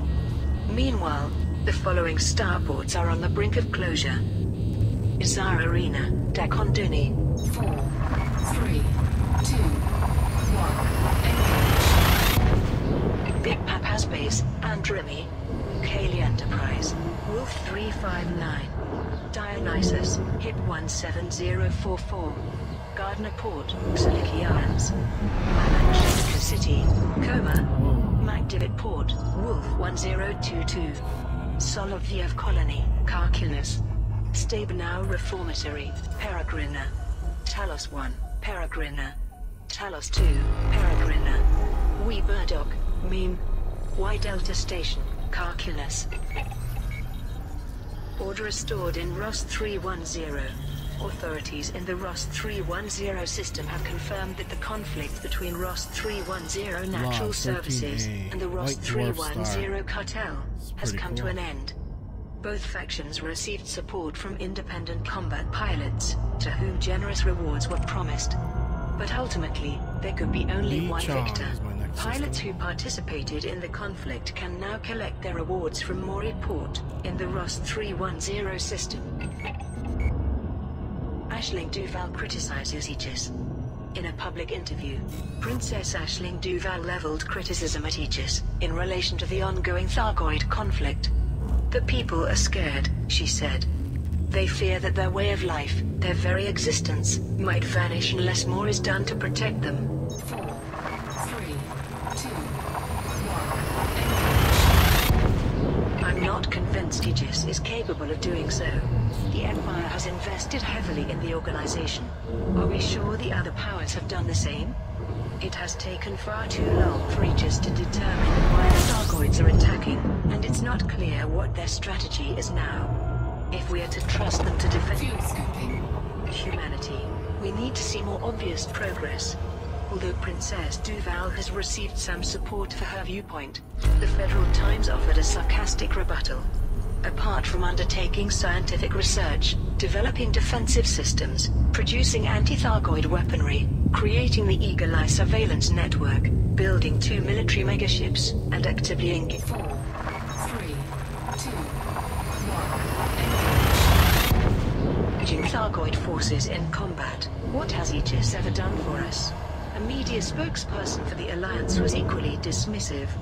This is nothing more than public posturing, an attention-seeking gambit from someone who is no longer as newsworthy as she once was. Aegis has made incredible breakthroughs Fuel scooping. and is clearly dedicated to ending the Thargoid War. Privateers Alliance campaign. The Privateers Alliance has announced plans to build a military installation in the HIP 33368 system. The installation will reinforce the gates by defending the core systems from Thargoid forces in the Pleiades. 4, 3, 2, 1. A spokesperson for the Privateers Alliance released the following statement. We need to make a show of strength. That is why we are humbly requesting the help of the galactic community in building this installation. Once complete, it will allow pilots from across the galaxy, irrespective of their allegiance, Fuel scooping. Wagner to work Market. together We're in here. resisting the Thargoid threat. In support Fuel scoop disengaged. of this goal, the Privateers Alliance has placed an open order for various commodities, and has pledged to reward pilots who deliver these commodities to Bad Charvel Station, in the HIP 33368 system. The campaign begins on the 5th of April 3304 and will run for 1 week. If the final target is met earlier than planned, the campaign will end immediately. The ACS Overwatch. The Atlas Corporation has launched a campaign to build a megaship in the Lambda Array system. The vessel, which will be named the ACS Overwatch, will fulfill the multifaceted role in the ongoing fight against the Thargoids. A spokesperson for the Atlas Corporation said, the ACS Overwatch will serve as a coordination point for rescue missions and anti-Thargoid operations, as well as being a valuable resupply point and a safe haven for the people of Lambda Array. In support of this goal, the Atlas Corporation has placed an open order for various commodities, promising to reward pilots who deliver the requested goods to Ready Market in the Lambda Array system. The organization has also placed a kill order on all ships on its wanted list, to ensure that those delivering commodities to Ready Market can do so safely. The campaign begins on the 5th of April 3304 and will run for 1 week. If the final target is met earlier than planned, the campaign will end immediately. Independent pilots respond to Thargoid revelations. Following the recent Aegis report detailing the Thargoids' history, many members of the Pilots Federation have made public statements. Everything is different.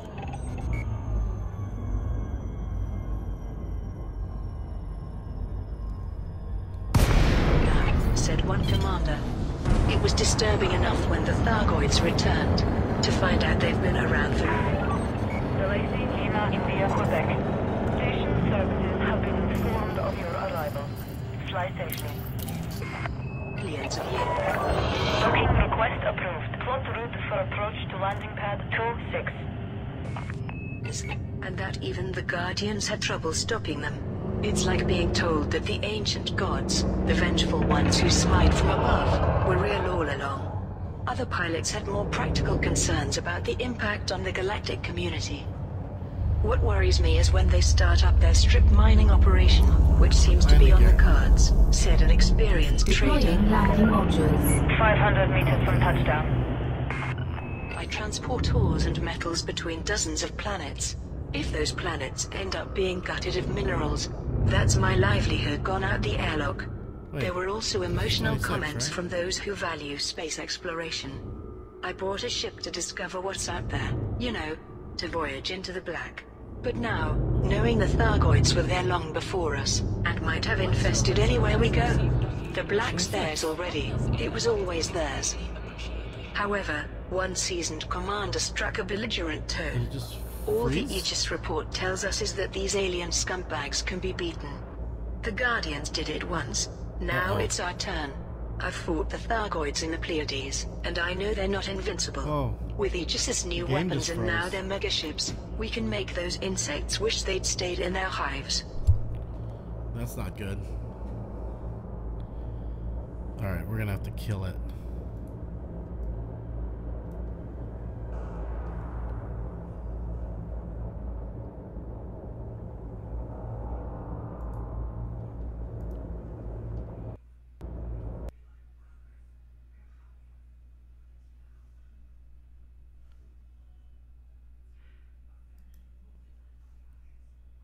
Well, that kind of sucked. I've never seen it freeze up like that before.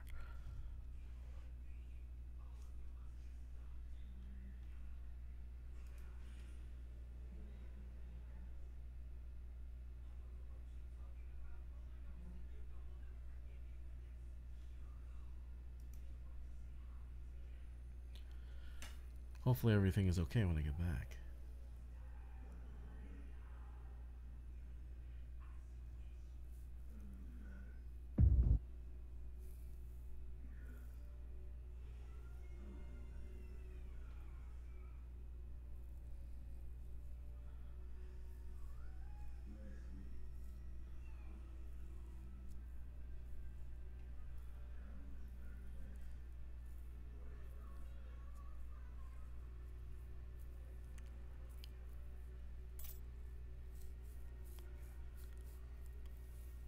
Oh boy, I hope everything's alright.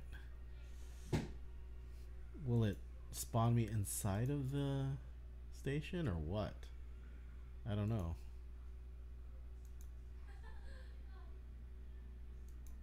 let's turn on Sidewinder radio.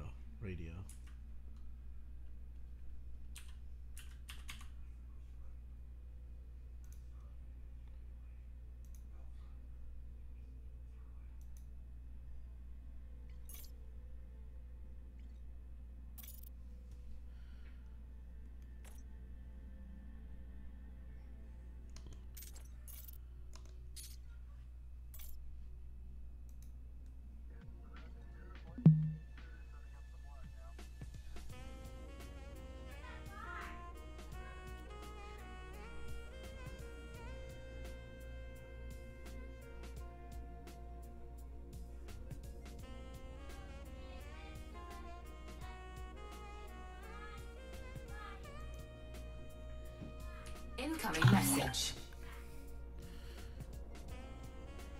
Just put us back out here. Okay. Let's do that again. Docking request denied. As you wish.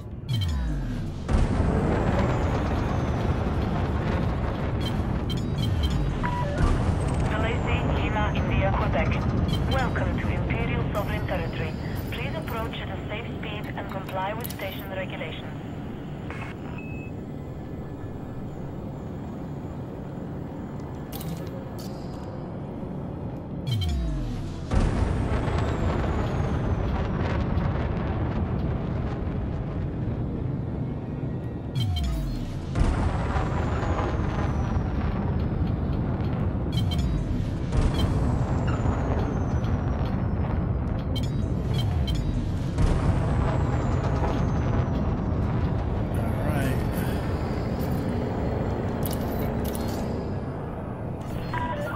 Approval granted. Please make your way to landing pad 20.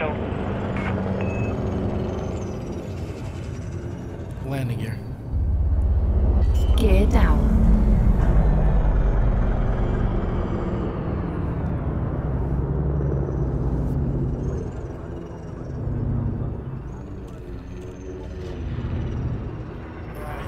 Being in the front like this.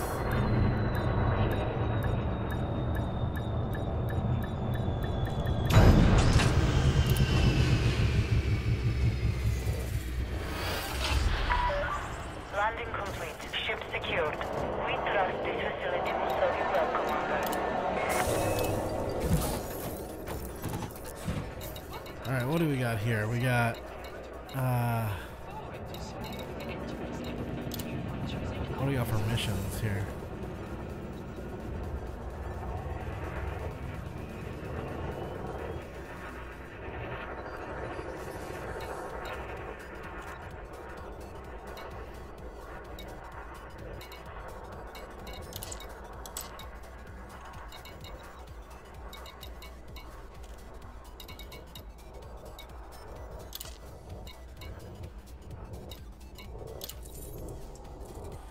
Okay, authorities in the Rin system have reported a sharp increase in the number of criminals operating there. Reports indicate that the agitators are attacking pilots traveling in the system, disrupting trade and generally causing discord. To encounter this threat, Rin Gold Electronics Org has placed a kill order on all ships on their wanted list and has promised to reward pilots who deliver bounty vouchers to Wagner Market. The campaign begins on April 13th.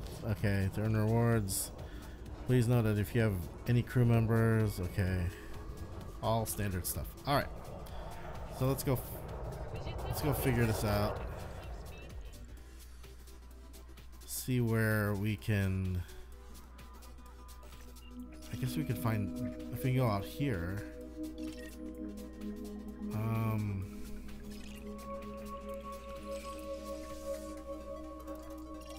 I'm guessing there would be tons of. Well, let's go out here. Let's go to this place.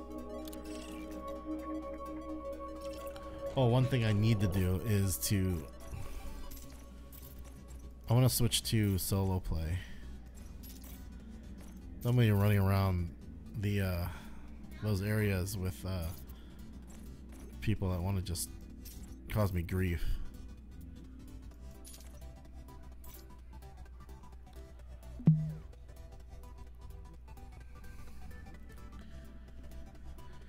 Incoming message.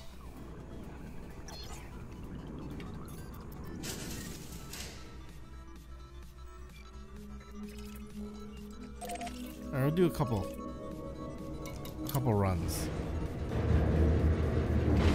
Oh shoot. I want my other ships here. I'll sign up for that when we come back. Landing gear. Landing constraints restricted. Please exit the station safely and promptly.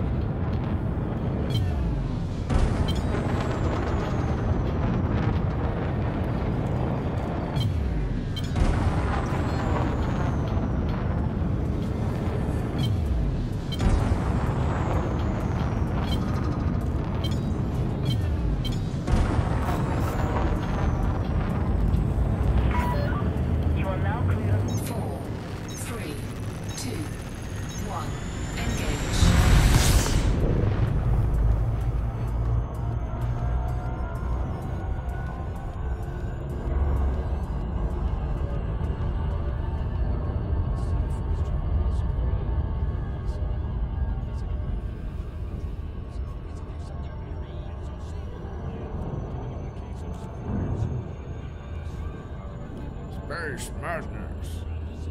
Best and hottest chili peppers in the galaxy. If you're craving flavor, come see us at Roddenberry Gateway in Ocho and try a pepper as dangerous as you are. Never thought of chemical accident or damage blindness or death from the commands. Do not be the children unless they're being very. If you're in logistics, you know that team loading operations are vital to getting cargo holds filled with rare commodities. That's why crews all over the galaxy come to Bluford Orbital to fit their microloaders. Our station stocks all the parts required to build our premier microloader, the Bluford Eagle. It makes Bluford Orbital a one-stop shop for light and fast loading operations. Used to 348 meters per second warp speed while laden with cargo, the Bluford Eagle can get you from launch to load in under 1 minute, delivering over 10 tons of rare commodities while still having room for a utility.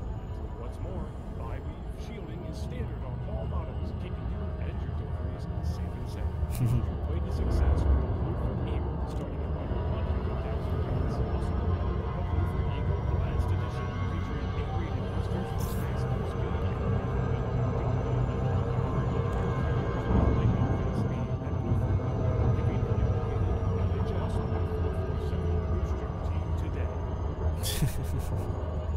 Hilarious.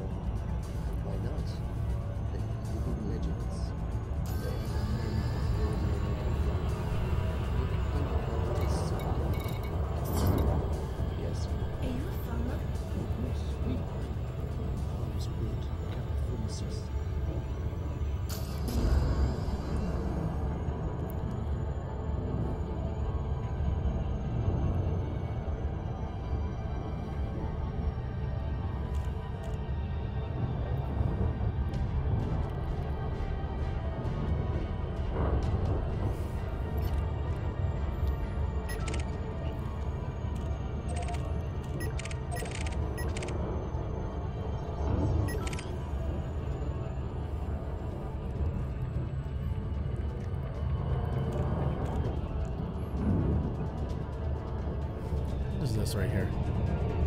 There's just so much activity over here.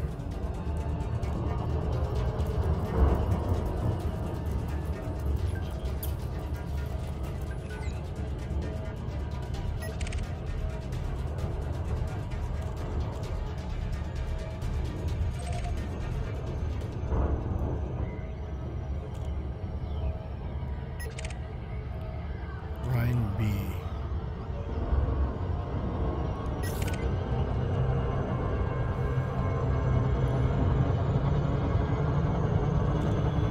Interesting. Okay. Rhine B. What the heck are these things orbiting?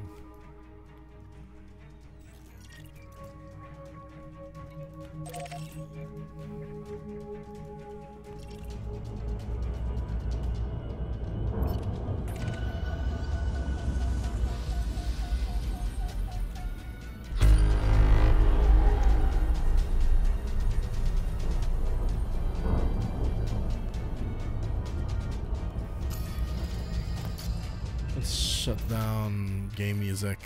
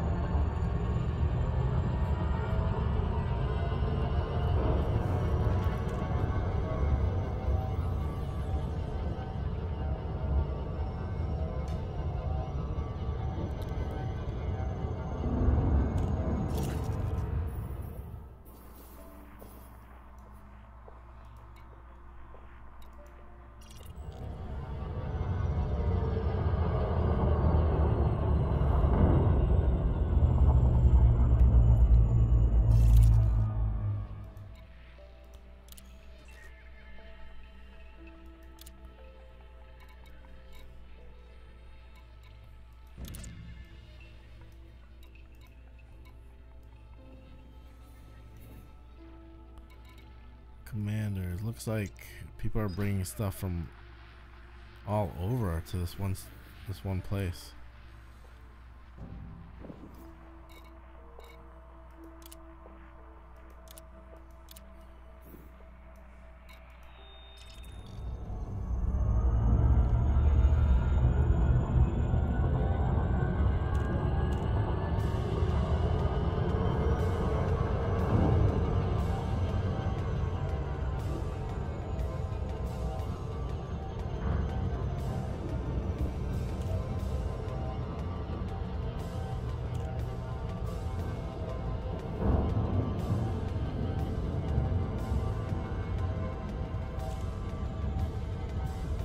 What do we got here?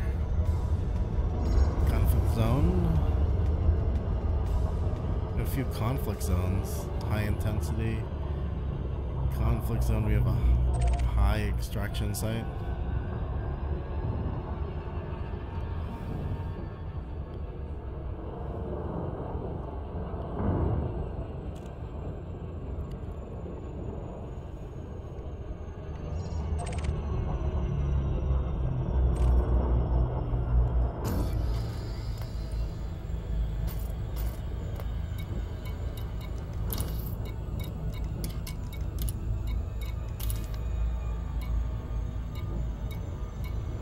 Two high ones. Well, let's give this one a try.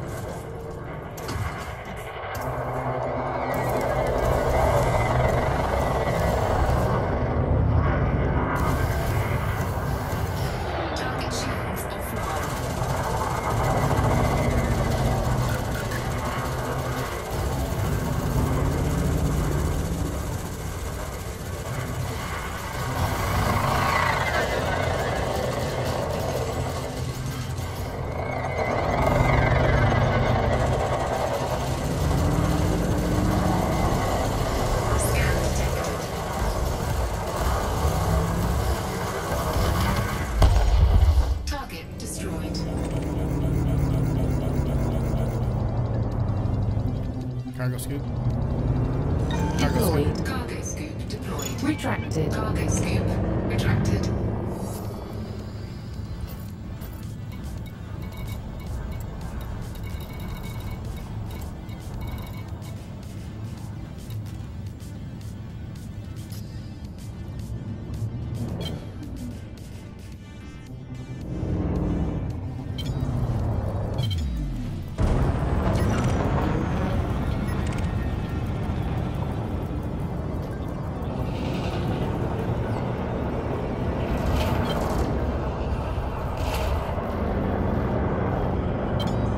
Where's this guy?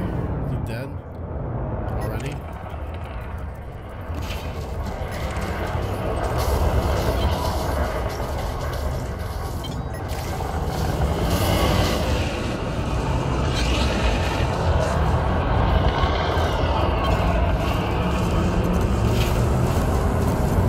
Target shields offline.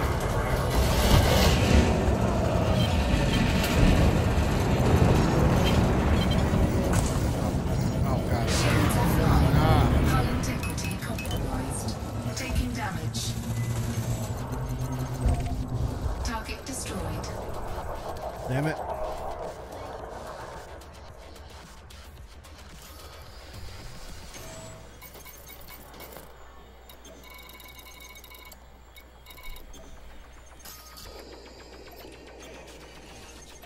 I do not have any.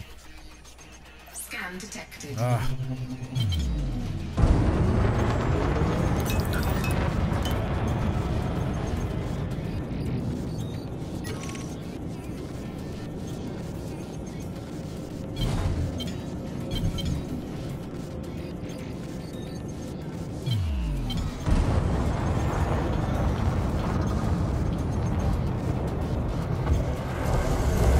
Under attack. Target shields offline.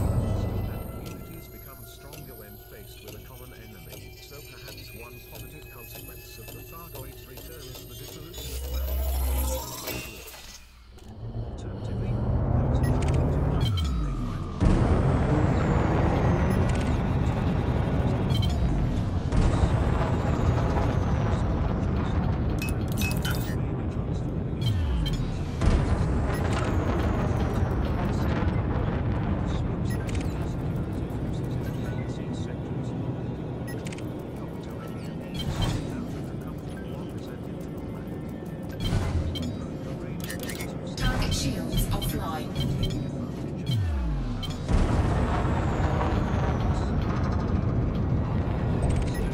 Target destroyed.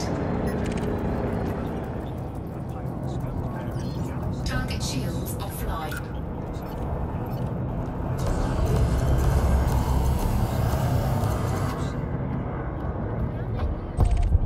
Target destroyed.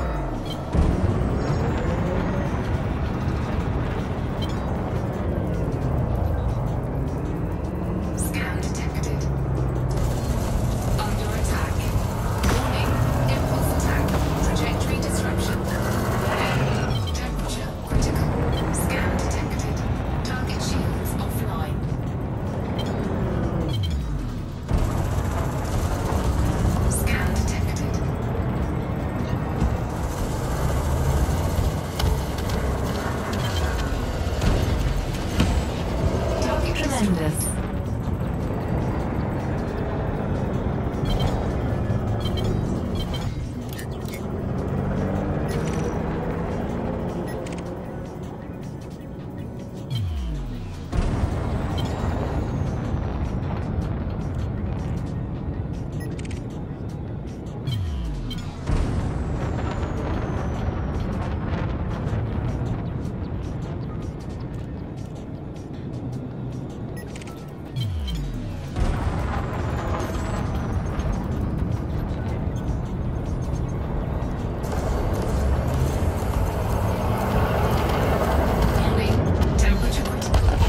Phenomenal. Destroyed.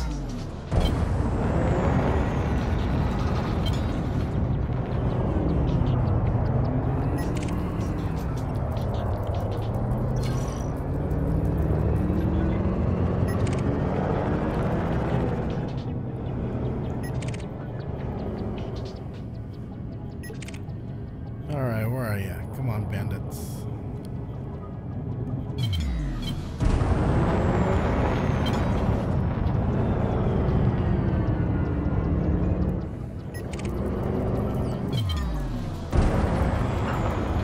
There's gotta be one. Nope. He's clean.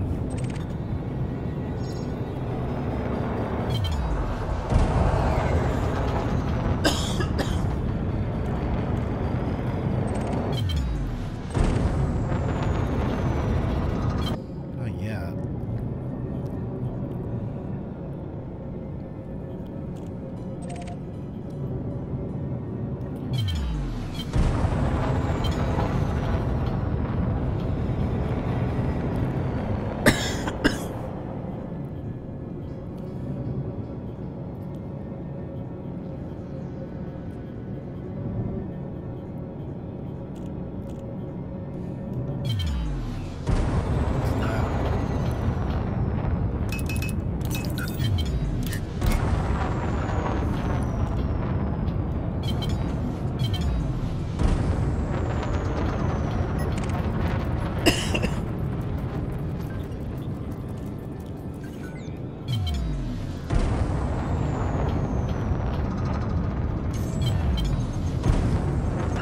Save some for me.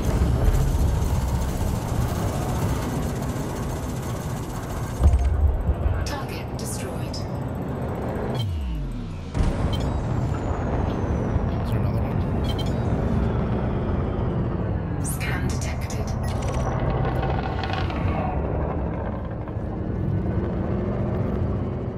Scan detected.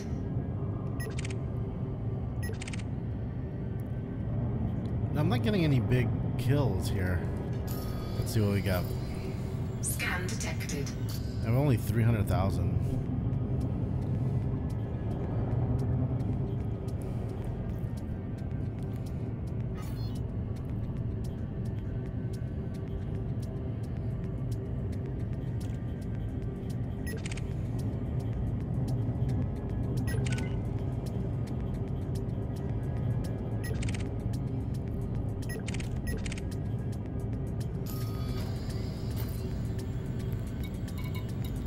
What's this? This could be one. New contact over here.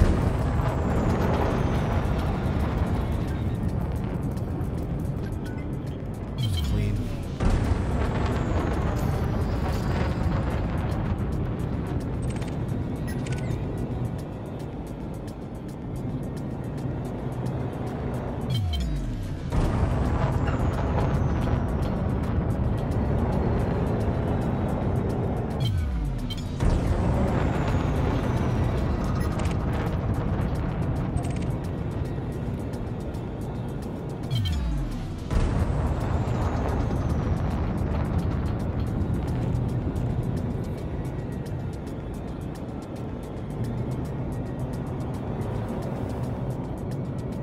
What are those line of stars over there?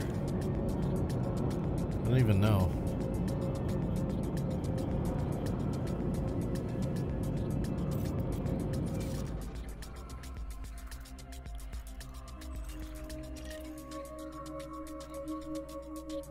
What if I target it?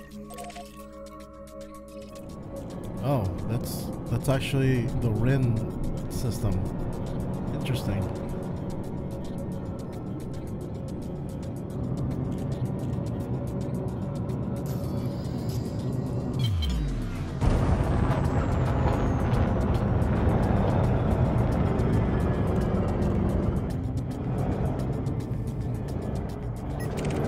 Scan detected.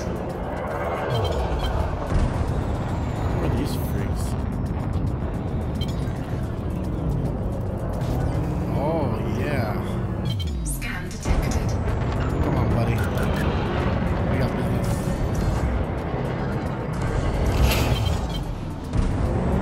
Scan detected. Under attack. Scan detected. Warning. Temperature critical.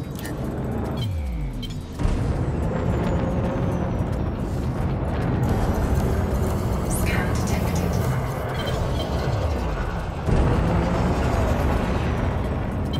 Scan detected. Target shields offline.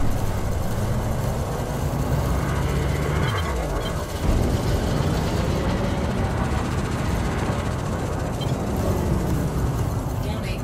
Temperature critical.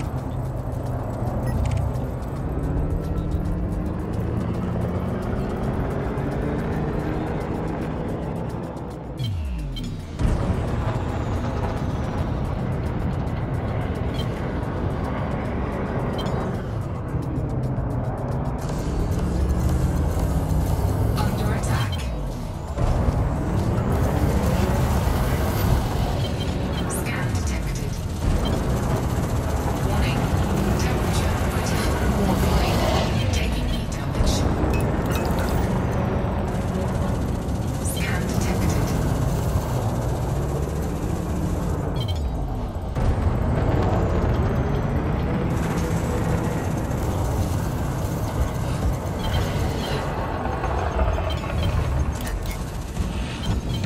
Scan detected.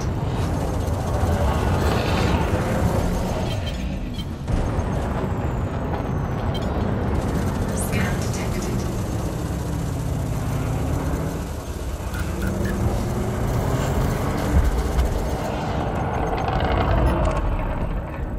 Phenomenal. That took long. Scan detected.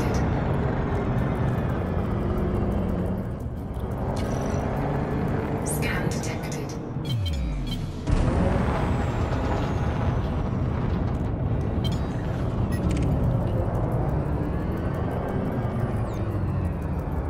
Scan detected. How you doing, buddy?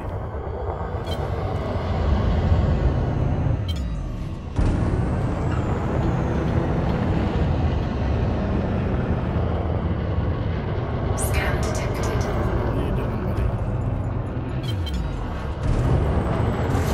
Under attack.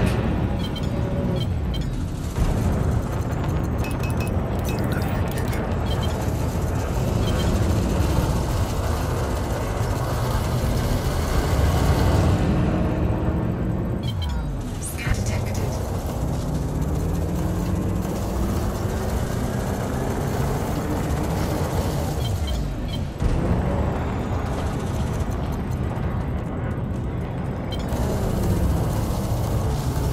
Warning. Temperature critical.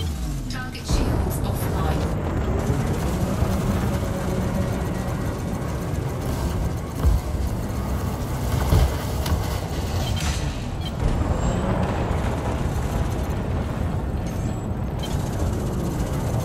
Under attack. Warning. Taking heat damage. Warning. Taking heat damage.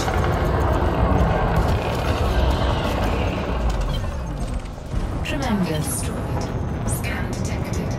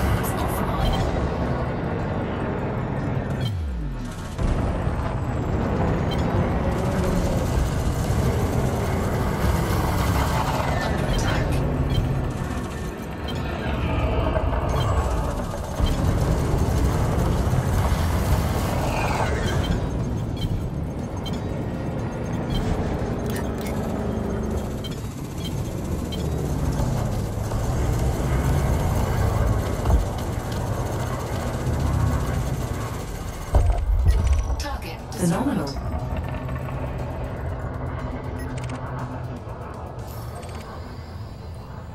Any new guys here? Let's scan some of these.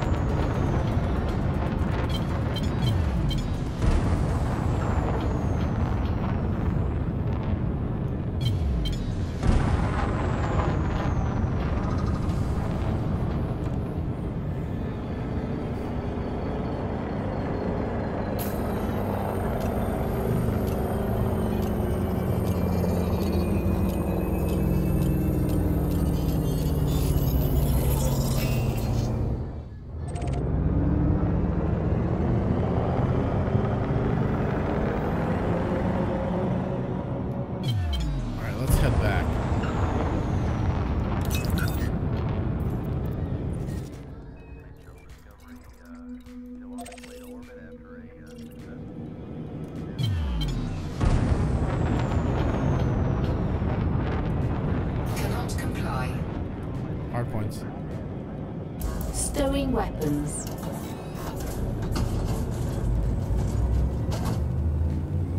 Four, three, two, one. Engage. Oh shoot! We gotta get past the. That sucks.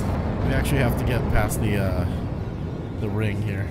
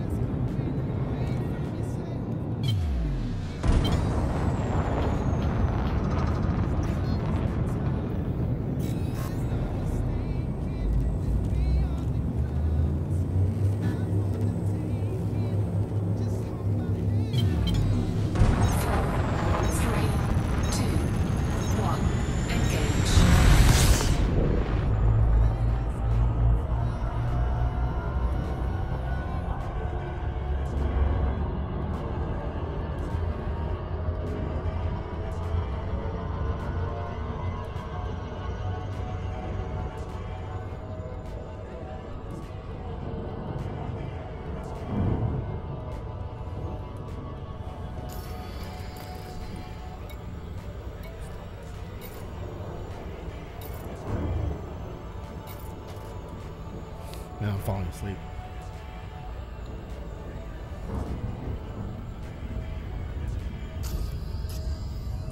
Alright, I'm gonna go and take a break after I request my ships to be shipped over here. My ships to be shipped over here.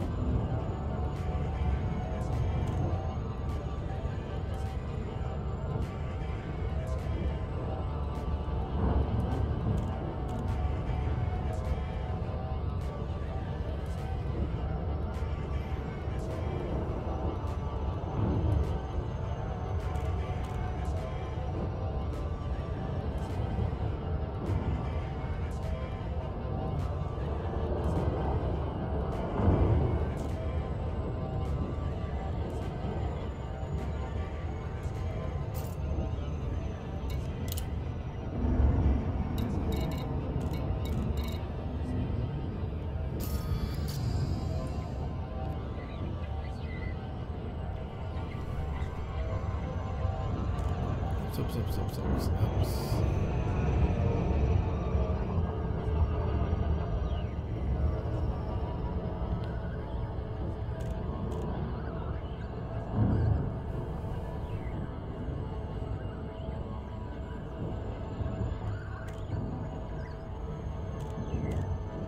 is this place? There we go.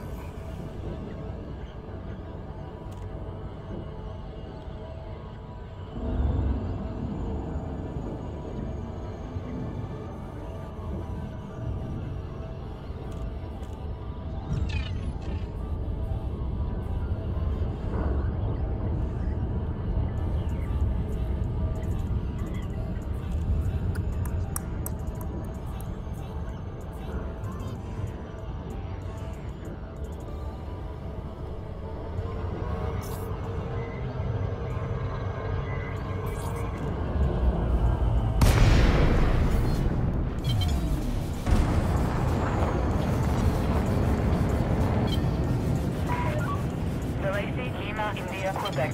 This station is under Imperial rule. Please observe traffic regulations when approaching the facility. Approval granted. Set course for landing pad 38.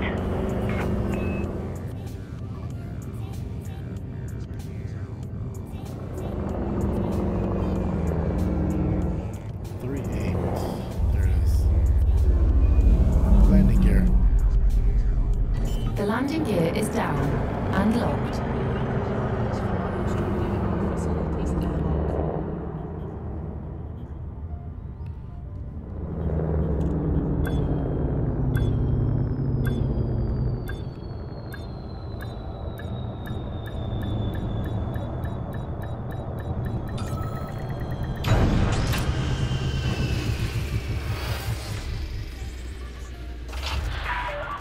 Landing complete. You may alight when ready.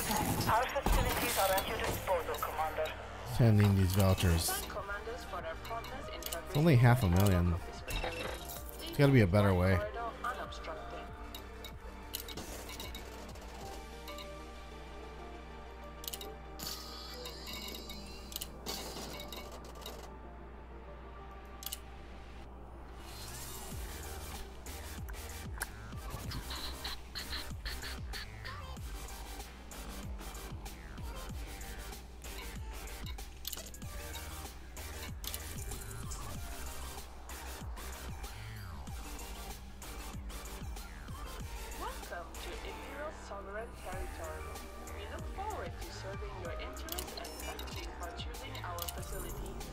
What do they need?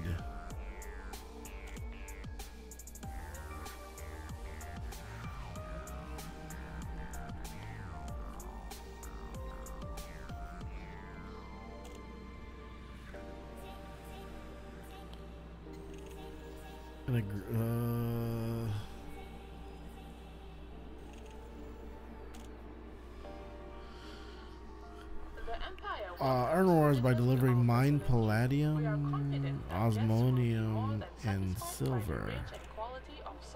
Oh, you gotta do mining. I don't know if I'm down with that. I don't even have a mining ship.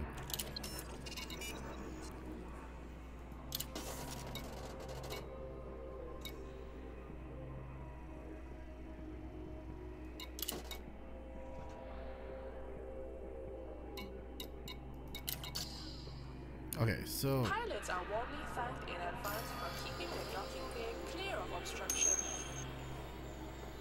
Hey Wolf, what's up, man? Okay, I just need this.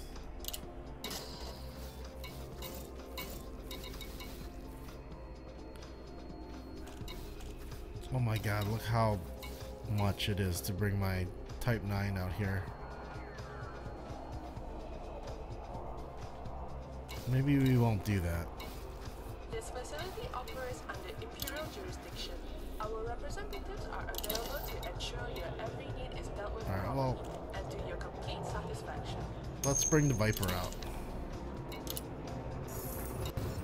I couldn't do the mission, no. You have to be on or something like that, because you're the main person on it.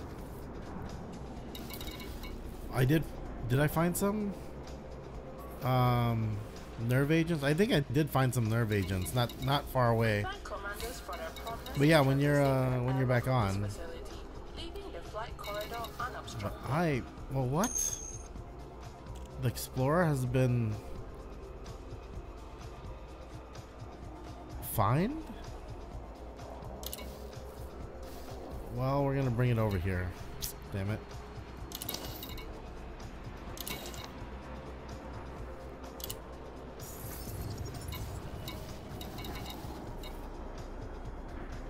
Alright, that was a lot of money.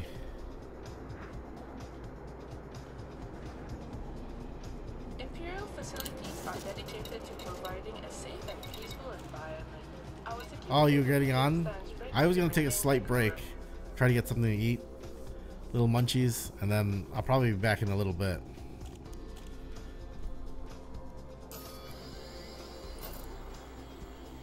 Okay. Shoot.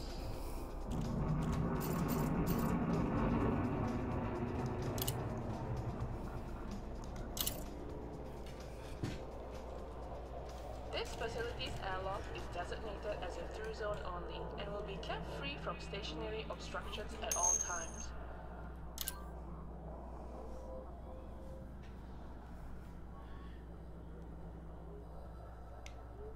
Oh, shoot.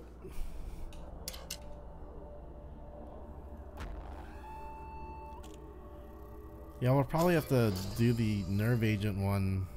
I don't know. Maybe later tonight or something like that. Let me see. What do I got here? This facility offers. Oh, it's late for you. It's 1 o'clock for you? Dang.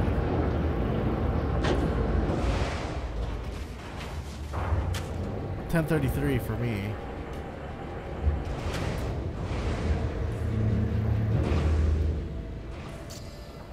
Alright, let's see what we got here.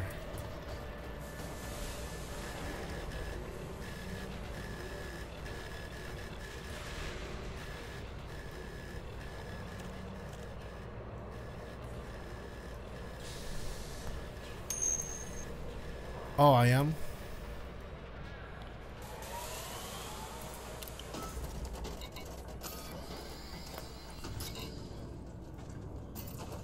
Our voice should still work though.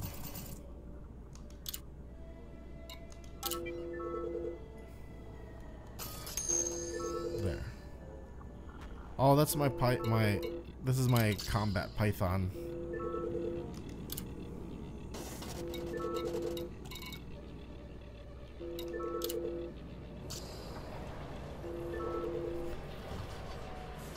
All right.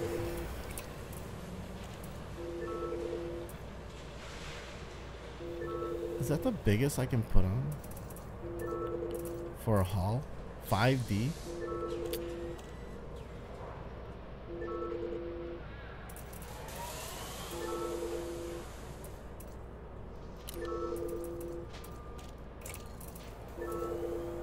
We are being hailed. What we got here?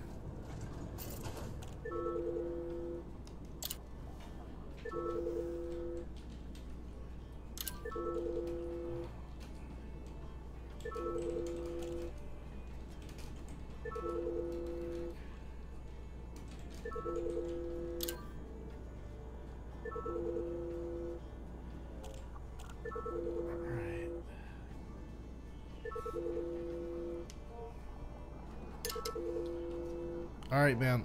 I think I'm just gonna grab some food. I'm just gonna kind of relax for a little bit, and then I'll probably be back a little bit. Maybe you'll be on. I don't know. But anyways, thanks for stopping in. Anyways, anyone else who's out there, thanks for hanging out with me. It was a lot of fun. Thanks for the conversations. But I'll see you later. Bye.